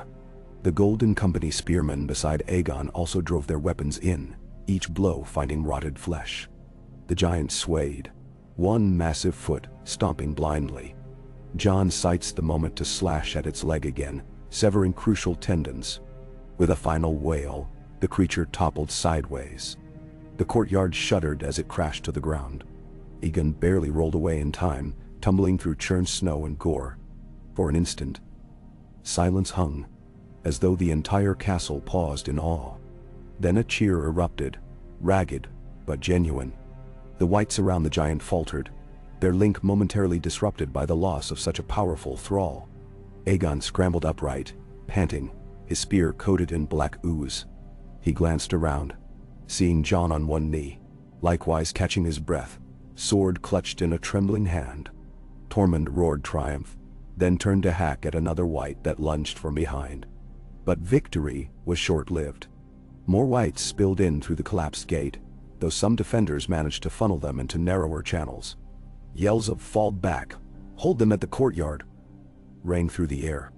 Flames leapt suddenly as a patch of oil was ignited. The flickering fire lit the swirling snow in an orange glow, revealing countless undead forms pressing forward. Aegon felt a pang of despair at their endless numbers. Still, men and women fought on. He sprinted to Jon's side, offering a hand. Jon grasped it, hauling himself up. Their eyes locked in a moment of unspoken acknowledgement, two sons of Rhaegar, standing in the thick of a war they could never have imagined. Then Jon barked, "We need to seal that breach if we can. Collapse part of the walls, or block it with rubble." Aegon nodded, calling out to a group of soldiers who stood near the smashed gate, beating back whites. "Pull back. We'll topple the timbers." He pointed at a sagging section of the barricade that might be pried loose to fall across the opening. One of the Golden Company men rushed forward with a pry bar, while others attempted to hold off the whites. Every second counted. The fighting became a frenzy. Sword met claw. Spear met rotted flesh. Fire crackled as men tossed torches into pockets of oil. The whites shrieked whenever flame licked at their limbs. A large chunk of the gatehouse timbers came crashing down, partially blocking the entrance. Soldiers shouted, piling debris to reinforce it, creating a makeshift barrier. But the undead were unrelenting, scrabbling over every obstacle. Aegon lost track of time. The sky above dimmed further. Whether from the thickening snow or the onset of dusk, he could not tell. The courtyard grew slippery with ice, blood, and ash. At intervals, horns blared from the eastern side, indicating fresh assaults. The entire castle was under siege. High above, the occasional flaming arrow arced from the battlements, some hitting whites in the yard, others sailing into the darkness beyond. Eventually, the combined efforts of Jon, Tormund, and Aegon's men managed to slow the undead's advance through the main breach. The defenders established a new line behind fallen rubble, forming a wall of spears and shields. More reinforcements trickled in from inside the castle, bolstering the line. Some wore battered armor bearing the sigils of the Vale. Others were plainclothes peasants brandishing dragonglass daggers with trembling hands. In a rare lull, Aegon risked a glance upward. The ramparts were littered with casualties. Some archers had been dragged off the walls by whites that scaled ladders or found other ways up. He saw shapes moving along the battlements, fighting, falling. The sky was a haze of swirling snow that flickered red from the glow of scattered fires. Jon stood beside him, leaning on his sword to catch his breath. "We're holding, for now," Jon said. Blood trickled down his temple from a shallow cut. He scanned the courtyard, expression grim. But the night is still long. Aegon looked at him, remembering their conversation about birthright. "We'll make it through," he said, though doubt gnawed at him. Jon nodded, wiping sweat and melted snow from his brow. "Check on your men. See if Connington needs help. I'll hold here." He gestured to Tormund, who was shouting orders to a group of wildlings. "We'll keep trying to reinforce. If you need me, send word." Aegon clasped his shoulder in passing, then motioned to a handful of Golden Company veterans to follow him. They wove through the carnage, stepping around collapsed whites, pushing aside a broken cart that blocked their way. His heart pounded with the knowledge that any corner could hide a fresh cluster of undead. Distant horns and cries told him the battle raged across all fronts.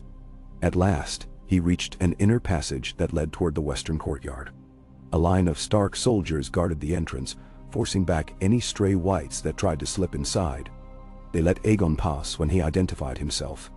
The corridor was choked with the smell of sweat and blood, but it offered a momentary shelter from the open madness outside.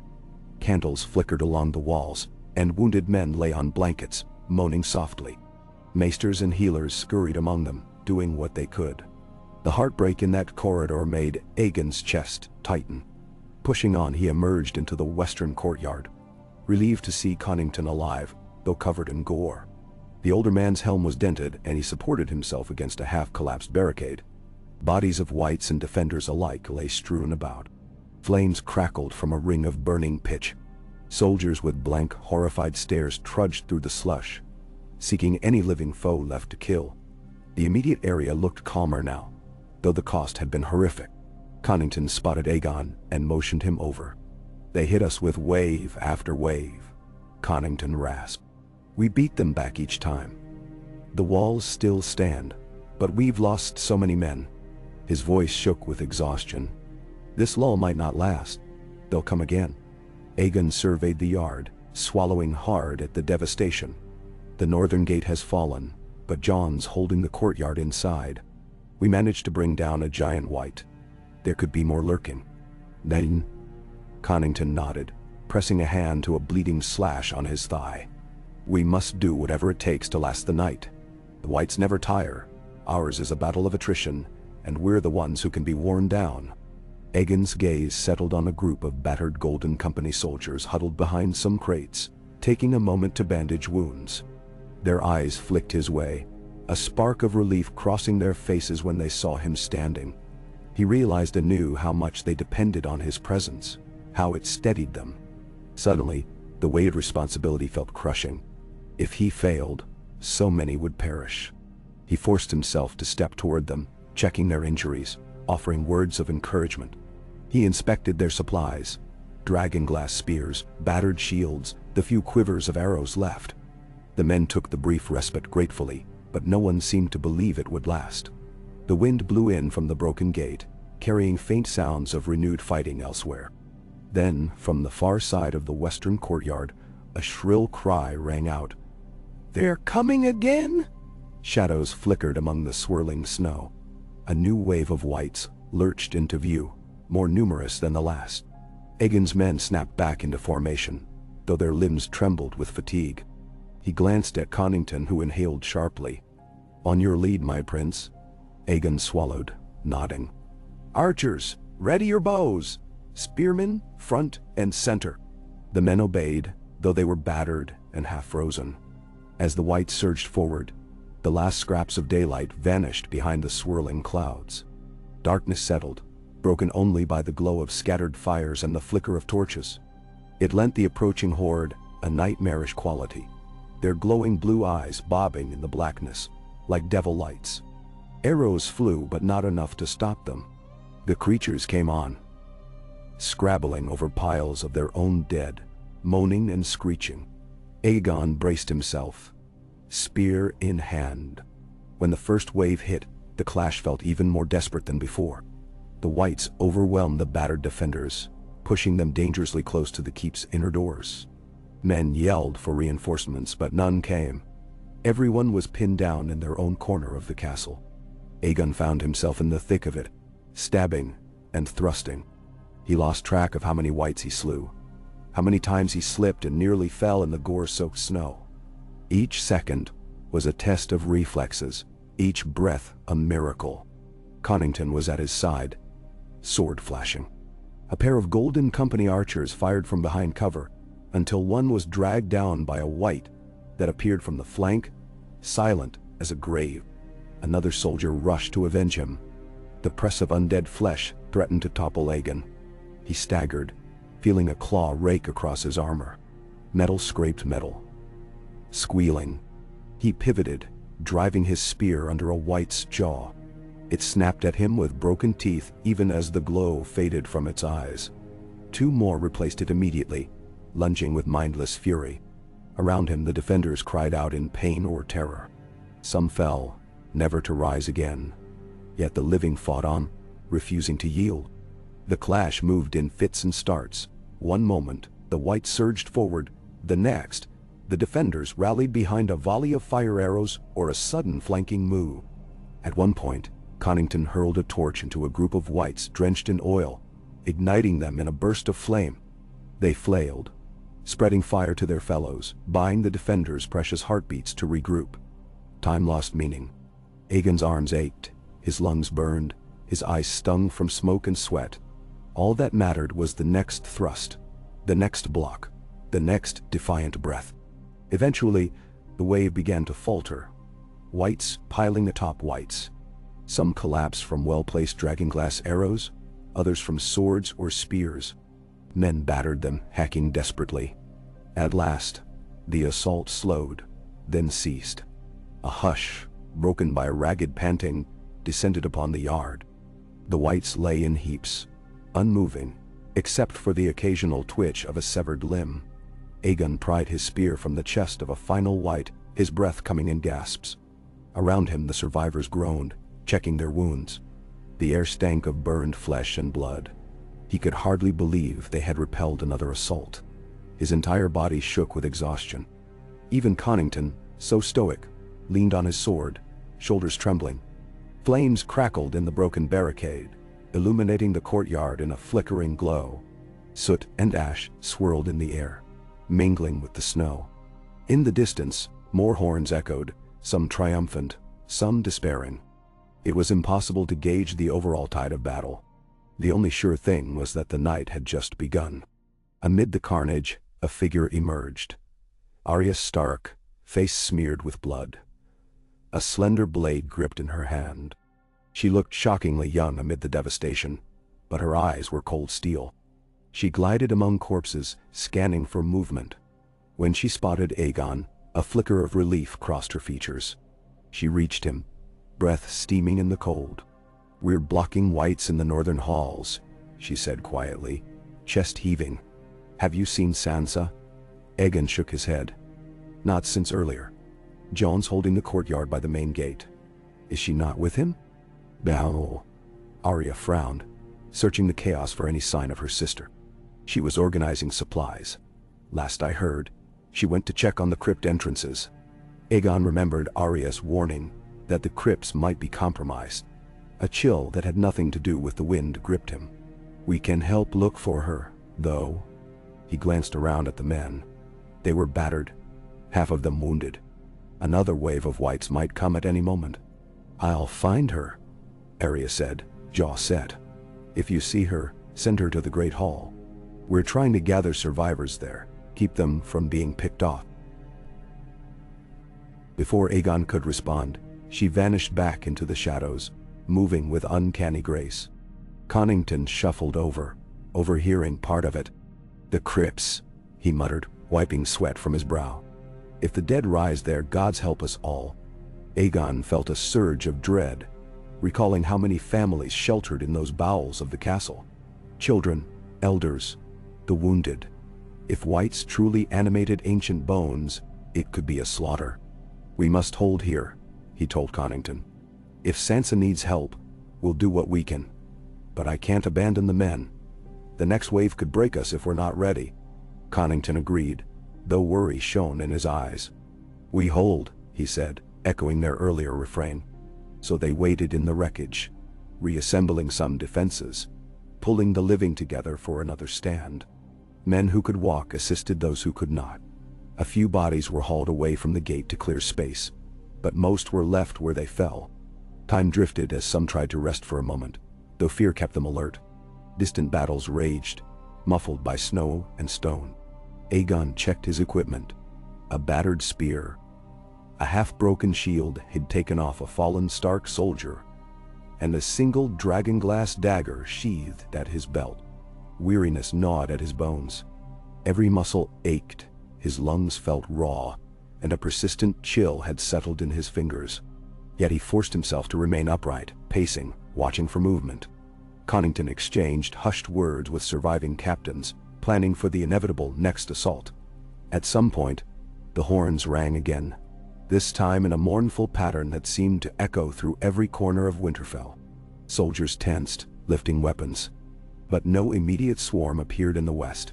Instead, the horns repeated, resonating with what sounded like a warning of dire scale. Aegon's heart pounded. He realized it might be the signal that the dead had broken through a new defensive line, or that the White Walkers themselves had been sighted. He glanced skyward, half expecting to see a swirl of winged shapes if Daenerys Targaryen's dragons had somehow arrived. But the heavens remained dark, pregnant with thick snow clouds.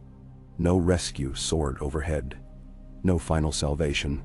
Only the ongoing, merciless night. In that darkness, the living clung to swords and hope alike. As the horns continued, Aegon gathered the last of his strength.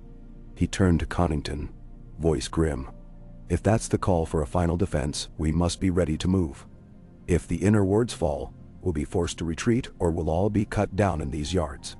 Connington nodded, eyes dulled by fatigue, but set in determination. "Then we fight to the last." Aegon inhaled, preparing himself. In that moment, he recalled a fragment of a lullaby, something about a promise of dawn after the darkest hour. He wondered if Rhaegar had ever hummed such words. They seemed distant now, overshadowed by the moans of the dying and the shrieks of the undead. Still, he held the fragment close. If dawn came and they still lived, perhaps there would be time for more answers. about Jon, about the future of the Targaryen line. But for now, all that mattered was surviving the horror that howled at the gates. Gathering his men, he steeled his heart. The horns blasted again, urgent, foreboding. The undead would not relent, and the living had little left to give. Blood dripped from the barricades, and ragged breathing filled the air. Aegon met Connington's gaze one last time, then gestured for the Golden Company to form ranks, battered as they were. Another wave was surely coming, or perhaps an even greater terror. They would face it or die beneath the snow. Somewhere beyond the walls, beyond the swirling night, the White Walkers guided their endless legions. Inside Winterfell, sons of Rhaegar fought side by side, though the realm might never realize that truth. Destiny converged on these ancient stones, and only the gods knew if any would be left standing when the sun finally rose. Aegon tightened his grip on his spear, ignoring the tremor in his hands. Battle thundered in the distance, a savage reminder that the war was far from over. With a silent prayer on his lips, he braced for the next assault, determined not to yield until every last breath was spent.